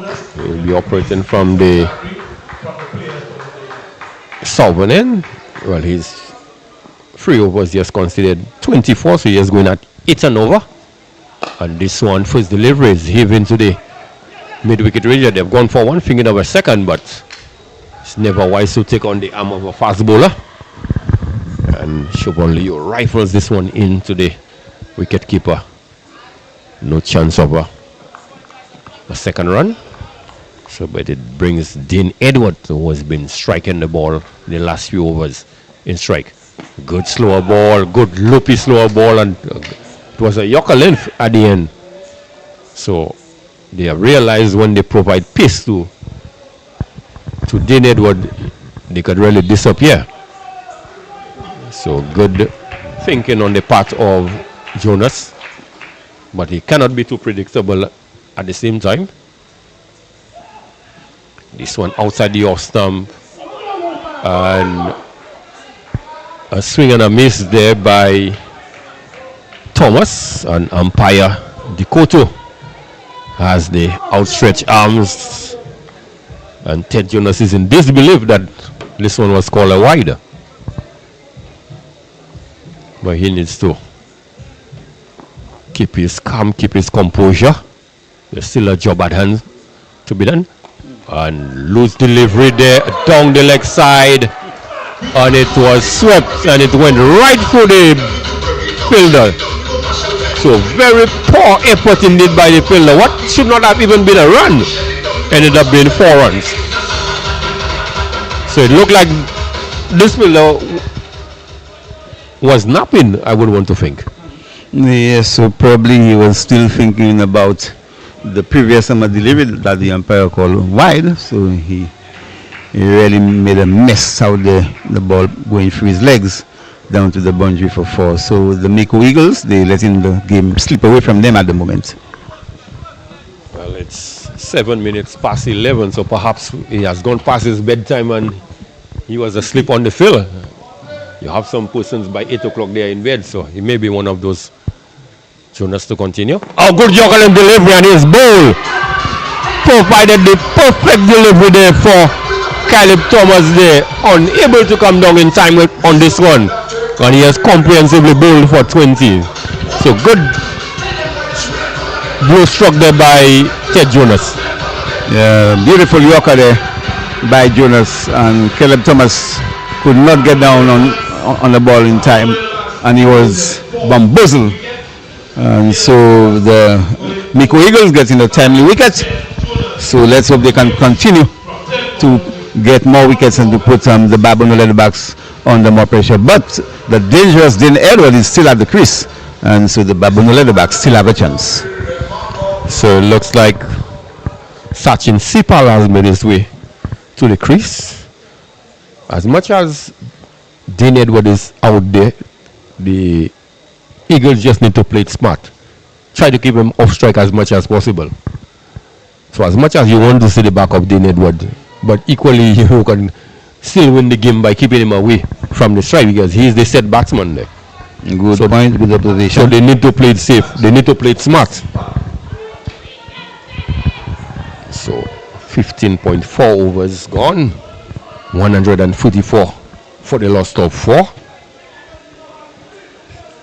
So the Eagles, certainly they are doing a fantastic job so far. Continuing to pick up wickets regularly. That's important as well. That always helps in slowing down the rate.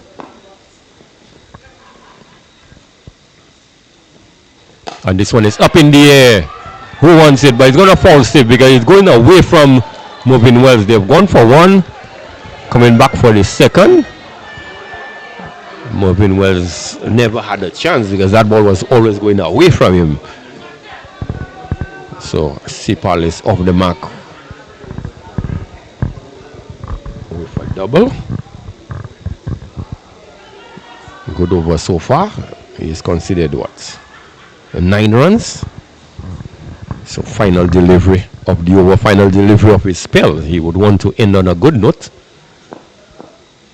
If not a wicket, or at least a dot ball.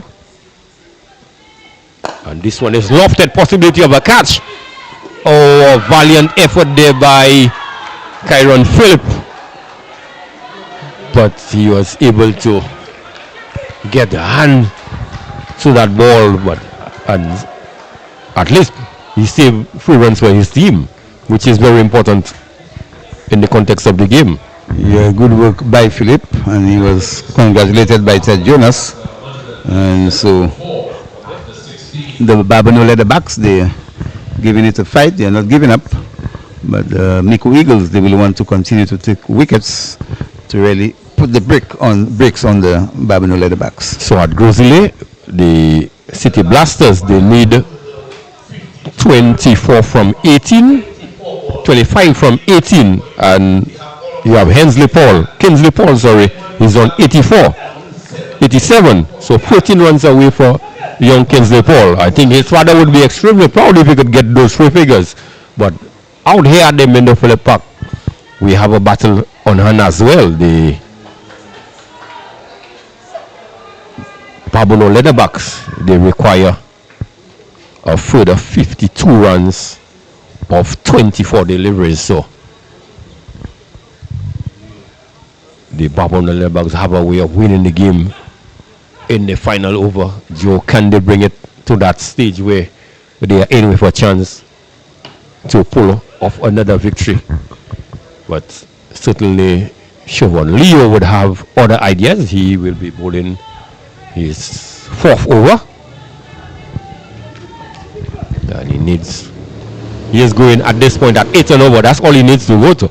If he can do that, he will do well for his team. And this was a sharp delivery down the leg side. No white call by the umpire, and there was no signal.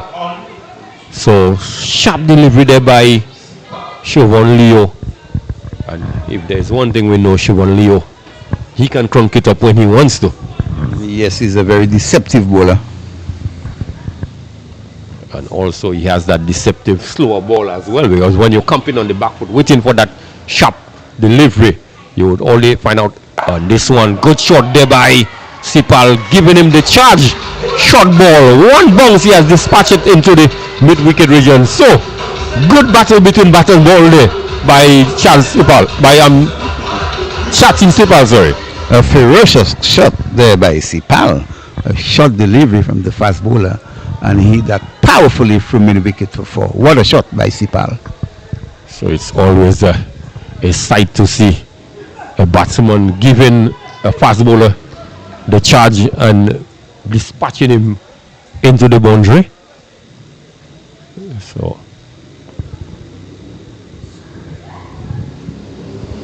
So let's see what the response of Leo going to be. And this one was a piece of delivery, full in the block hole. Sipal was able to get back to it. 1 run resulting. So 5 off 3. Good comeback delivery there by Siobhan Leo.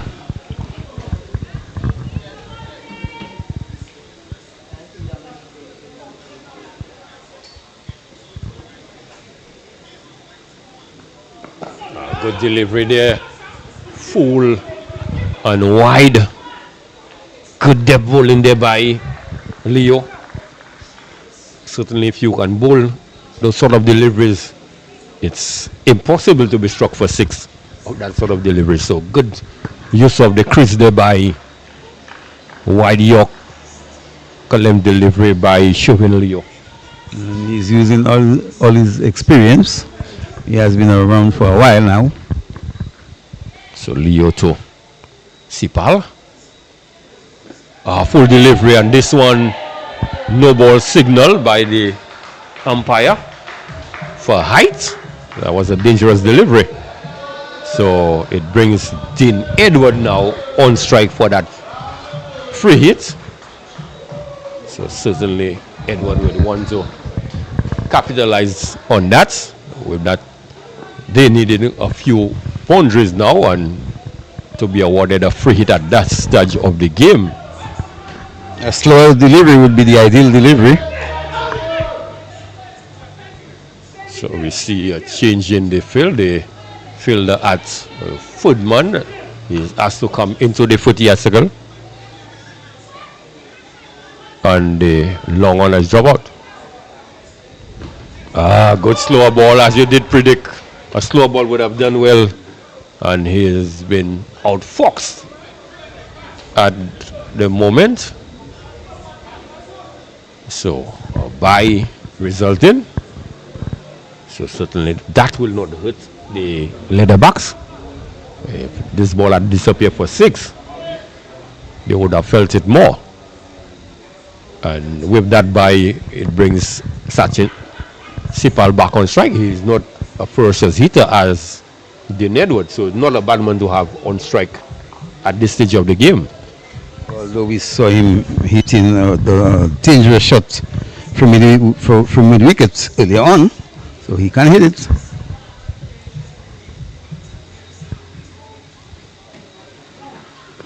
Nice quick delivery. This one is up in the air. Is it a power failure? Oh, one bounce there. And Mulan Sami really not helping the cause of his team there. Not going for the catch, and in the process they're able to complete 2 runs. So this is really adding insult to injury there. They coming back for a second, but still a good over in the contest of the game completed by Siobhan Leo. So with 18 deliveries remaining, still 41, because they need to get to 189 for victory. They are 148, so still 41 runs in 18 deliveries. So it is still possible, very much possible. Yeah, it is anybody's game. And so we have a very good game on our hands here at the Mindo Philip Park. Because right now you're looking at basically just 14 points, less than 14 runs and over.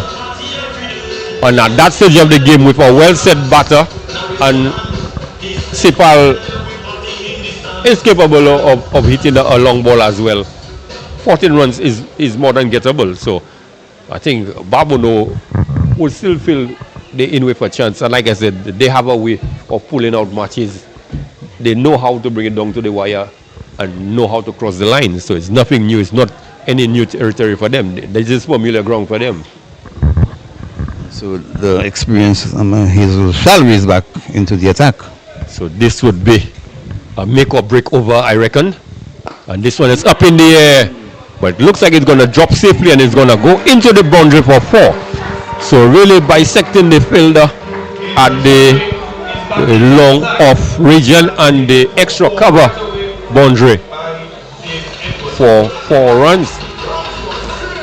So a good start to the over for Edward. He moves on to 75. He gives him the charge and he's comprehensively bowled. Slow delivery there, and he is down the track, and he was into the shots long before the ball had arrived, and his off stump was rocked back. So a good timely ball there by Hazel Chaldry. Is that the nail in the coffin of the Babonneau Leatherbacks? As I indicated, Hazel Chaldry, the experienced bowler that he is, he was struck for 4 the previous ball, but the next delivery he provided a slower one, and Dean Edward was into the shot early, and he was bowled. So a good wicket to get at this stage. Dean Edward, after playing a blistering knock, is back into the hurt. So the Babonneau Leatherbacks, they're still in with a chance, just 5 wickets down. But the Micoud Eagles, they will be very happy to see the back of the dangerous Dean Edwards. So it looks like Tyler Sukwa. I'm surprised that the captain, Siobhan Joseph, perhaps again the 2 drop catches we saw from him, perhaps the confident, but you did indicate that he's carrying an injury.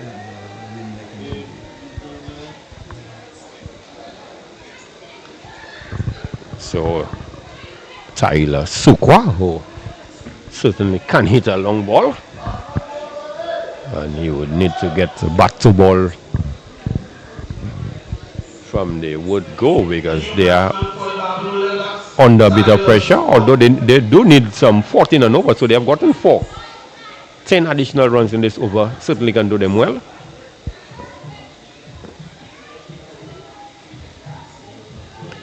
This one is up in the air. This will be a power failure. Kyron Phillip is under this one. So the same hands of Kyron Phillip. Sukwa looking to access the long on boundary there, but a serious power failure there. And the fielder Kyron Phillip comes up the long on boundary and pouches this one.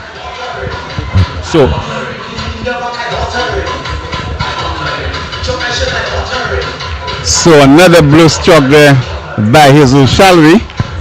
Tyler Sukwa trying to go over long on, but succeeded in giving a catch to Kyron Phillip. So the Micoud Eagles, they are fighting back, and we are having a very good game on our hands. So who will win? We just have to wait and see. Well, the captain, Siobhan Joseph, you did say he was carrying an injury, but he is out in the middle now, and he certainly has to do battle for his team. Hazel Chaldry would be on a hat-trick now. He's number 138. Can he pull off that hat-trick and put a foot and nail in the coffin of the Babonneau? Oh, and he's looking to push this one tentatively outside the off stump. Play and a miss there by Siobhan Joseph. So Hazel Chaldry, very experienced, wide, and this one is bang outside the off stump, but to the extra cover fielder. Charles does the mop up. 1 run resulting. So good over there for Charlery so far. He has picked up 2 wickets, only conceding 5 runs, so he would want to end well. Can Sipal find the boundary rope? And this one is up in the air. Well played. Yes, he will find the boundary rope. Plays this one off the back foot there. Really picking his gap. But 9 of the over. Still a relatively good over for the, I would say, the Eagles. Picking up those 2 crucial wickets, especially that of Dean Edward. Yes, but a good last ball there for the Babonneau Leatherbacks. They get a boundary, so they will still fancy the chances of overhauling that 189. But the Micoud Eagles, they're fighting. The Babonneau Leatherbacks, they're fighting. So what a game we are having here at the Mindo Philip Park. So up at Grosile, the Blasters, they required an additional 3 more runs of 8 deliveries to pull off a victory. Young Paul, he was out in the 90s, got out for 91. So certainly the Blasters are blasting their way up in the north, and here we are not certain yet who is going to pull off the victory, but I think it is leaning more in the direction of the Eagles. They look like they are going to soar high this evening. The Leatherbacks, they are very slow going this evening. They have not been able to go above a rate of 10 this evening, so it has been really slow going for them from ball 1.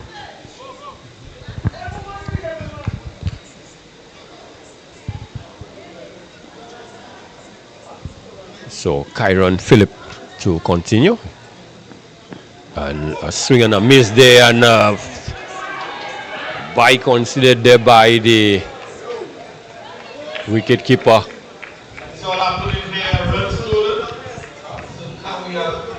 August. So 41 the equation, 41 from 11. So they need more than, well, actually they needed 16 at the beginning of the over. They needed 16 and over. So Kyron Phillip should know his job is to ensure that he perhaps concede less than 10 and over. That would be ideal for the final one. This one is wide outside the off stump. He has gotten back to about thinking of a second run and possibility of a run out, but good work done there by Peters coming off the cover boundary, resulting in just 1 run. So good start to the over. 2 deliveries so far, a bye and a run, so 2 runs. You just need to prevent the Leatherbacks from getting the boundaries. That is what's going to hurt them, not the singles.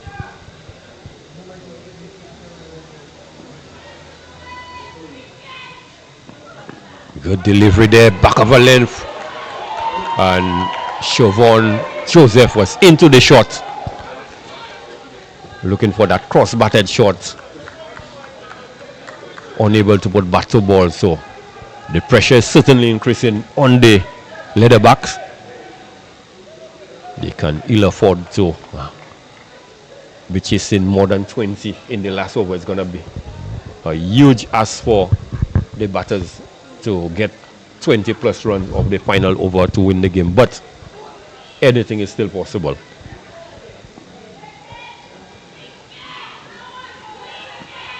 This one wide outside the off stump and called wide by umpire Leo Amede. So the bowler Philip, certainly not a bad ploy to look to bowl those wide deliveries. I think as a captain you would take that any day than seeing the ball being dispatched over the boundary rope.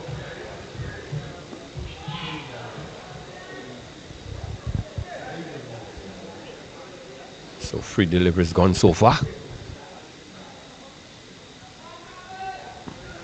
A good delivery, and this one is whipped off the pad onto the roof of the stands at the square square leg region for 6. So on this occasion, a half volley but into the pads of Siobhan Joseph, and this one has disappeared. So bad bowling there by Philip. Yes, it was a gift to Siobhan Joseph, and then he made full use of it, hitting it over the backward square for 6. So bad bowling there by Kyron Philip. 23 from 8. That's the equation. We still have game on. Like I said, Babonneau have a way of winning matches when they seem down and out. They love a last over thriller or a last ball thriller. So the Eagles should be very mindful of that and try their best to see if they could put the game to rest in this over. So still 2 deliveries left in the over. 9 runs have been considered.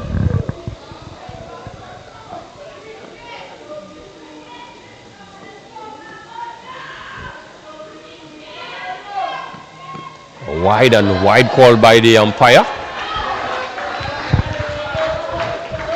So again, not a bad ploy. I think I could understand what he is trying to do.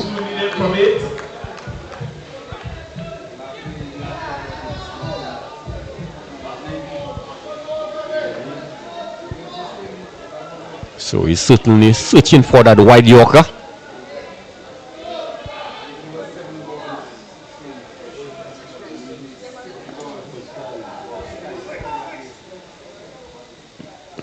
A good delivery, good Yorker, and this occasion he has gotten it right.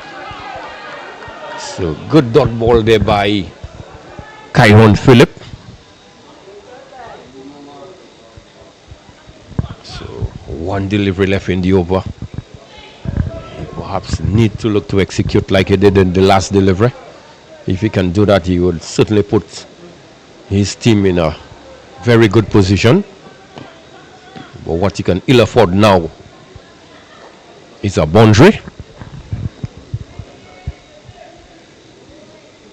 So can Philip end well for his team? And outside the off stump, and good delivery on this occasion. So good end to the over.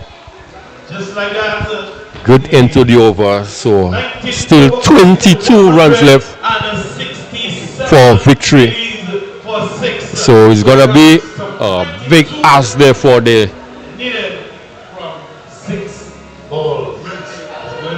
batters, and it looks like the veteran Hazel Shallery will have to bowl the final over. So certainly Joseph Senma, if you had to bet $1 like Reds would say, which team would you have bet $1 on? I think I would have bet on the Micoud Eagles, but we are having a very good game on our hands. So the Babonneau Leatherbacks, they still have a chance. You can never tell, because it's a funny old game. But at the moment, the Micoud Eagles has the noses in front. Yes, certainly the Eagle has the claw right on the Leatherback. And one would hope that they can serve the final rights at this point, get the campaign going. They have struggled last year and did not start well this year. And this one is up in the possibility of a catch. It's going to fall safe, and a collision between the two big men there. So they have literally added insult to injury, or added injury to insult, if one may say. But one would hope that is okay. Oh, and they are signaling. They are signaling for the physio. It looks like number 43, Rowan Lesmore, is holding the back of the neck. Perhaps a bit of whiplash there after hitting the ground. But all well ends well. So we can have a laugh now, seeing that he is okay. So still 20 of 5 deliveries. 5 4 certainly can take them home. And this one is up in the air. Is it a power outage? He settled no, it is 6. So it has agonizingly gone over the outstretched hand of Sammy for 6. So 8 runs, still 14 runs required of 4 deliveries. So Babonneau have a way of pulling things off in the last over. They're still keeping hope alive. And this one, this time, up in the air, and it is taken. This one was much flatter on this occasion. He should have gone for the elevation, because that ball came straight off the bat, but there was no elevation, flat. And this time Mullen Sammy was able to pouch it. So Sachin Sipal, his brief stint at the wicket, 24 of 11 balls, certainly was a little breezy knock for his team. But it comes in Mann now, Joshua Mann, 14 from 3, still gettable. Sweet revenge for Hazel Shalvi. Afterwards, he was hit the previous delivery for 6. He came back and got the wicket of Sipal. So a good blow struck by Hazel Shalvi. So if Hazel Shalvi can at least get a dot ball there, even if he goes for 2 maximum, they would certainly win the game. So this is a crucial delivery.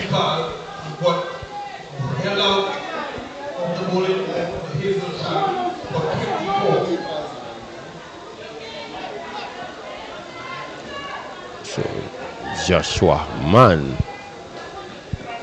can he find a maximum? Can he find the boundary? So give his team a chance. All Hazel need now is at least 1 dot ball. And this one is heaved over the square leg region for 6. So certainly it's not over. Like I said, the Babonneau Leatherbacks have a way of pulling out a victory when they seems to be down and out, Joseph Senmoff. What a massive blow stroke there by Joshua Mann over the backward square. And the veteran Hazel Shalvi is under some pressure. And the Babonneau Leatherbacks, they are batting very deep, so they still have a chance. But the Micoud Eagles, they will want Hazel Shalvi to bowl that last 2 deliveries for less than the runs required by the Babonneau Leatherbacks. Well, I thought it was passage as much as the slower ball may have worked for him, but I think a quick fired one wide outside the Austin may very well have done the trick. Because remember, he's just into the wicket and those slow loopy deliveries there, and he's hitting with the wind as well. So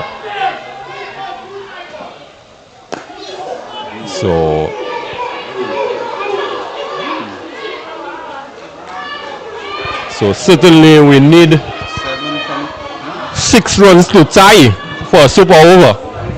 So this one has to go the distance. 6 for a super over. So will Hazel risk still bowl that slow loopy delivery, or will he take a chance and fire this one in? He should fire that one in. Oh, and they have pulled it off. The Babonneau Leatherbacks will go down this evening again to the Micoud Eagles. So the Micoud Eagles certainly has opened their account, and they side of relief for the Micoud Eagles. They are able to fly high this evening. It was a good game, a good enthralling game. It was not over up until the last delivery, Joseph Senma. Yes, magnificent cricket being played here at the Mindo Flip Park between these 2 teams this evening, the Babonneau Leatherbacks and the Micoud Eagles. The Micoud Eagles, they got to 188, and the Babonneau Leatherbacks had to score 189, but they end up on 183 for 7. So a good cricket match here at the Mindo Philip Park. Yes, a good game indeed. The Eagles, they are able to soar high this evening. The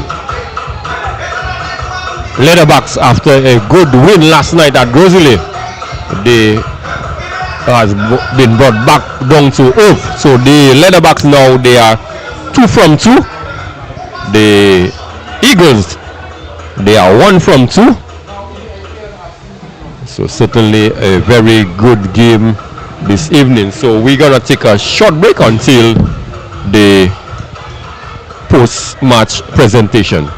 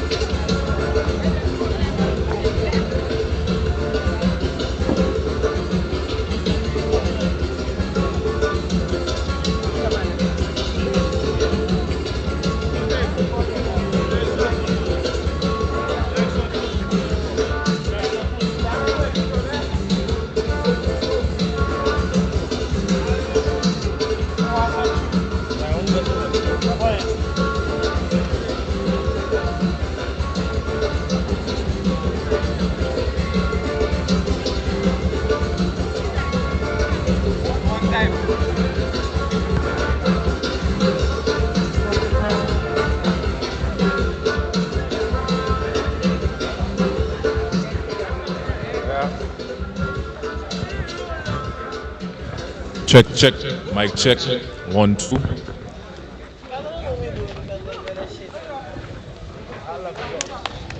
Tell him I love the bat. Love the bat.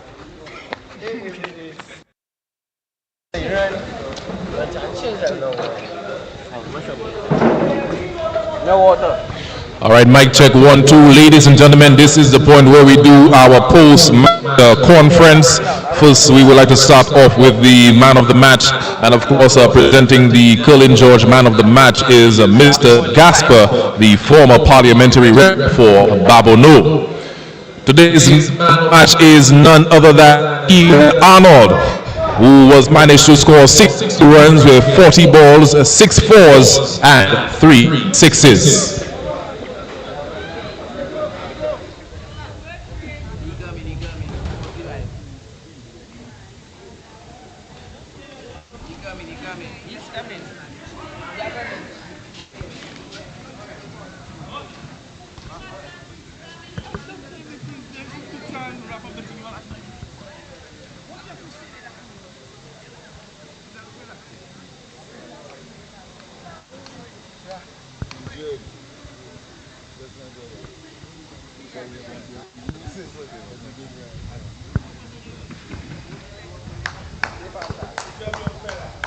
Congratulations, Keegan. Of course, feel free to tell us what was it like for you on the pitch this tonight. We did notice you got a bit of a leg injury. How are you feeling after this one? I mean, first off, I want to say well done to the team. We really did put up a good fight today. I was fighting with an injury, but at the end of the day, we still need to put ourselves up and give our best. So once again, well done to our team and well done to Babonneau for putting up a good game tonight. Fantastic. Once again, well done to you. Congratulations on obtaining the man of the match. Right now, we would like to call on the captain for the Babonneau Leatherbacks, Siobhan James. Okay. Well, we're going to jump on over to the Micoud captain, Mr. Movin Wells. Good night, Movin. Good night. How are you guys feeling after your victory tonight? It's your first victory in the tournament. How are you? Yeah, I'm very proud, boys. I love the effort today. Very energetic. The guys showed a lot of energy, and we love it. Fantastic. We did notice a bit of some rain, scattered showers in this game. Do you believe that affected your performance anyway? What? Study the rain. We didn't really study. We just keep focused and try to bowl at Babonneau in the low total as we can. Fantastic. Congratulations in winning this match, and of course, wishing you guys many more in the rest of the. Welcome. All right, ladies and gentlemen, that was match number 8 in our SPL T20 series, featuring the Babonneau Leatherbacks versus the Micoud Eagles. Of course, I want to thank our sponsors for making this one possible. Our golden sponsors over at Courts St. Lucia and BTSM. Can't forget our silver partners, Lucia, Computer and Business Clubs, Four Circle, and Nagico Insurance, Flow, and Forest Springs. Media partners, MBC Real FM, DBS, and Vibe Radio. We would like to thank each and every one of you for coming out in tonight's game, and a safe travel on your way home. And of course, don't forget, we had our next on Friday the 17th, Grosley versus Micoud at the Francis Babalastic Grounds. And of course, this is SPL, where we show them how to party.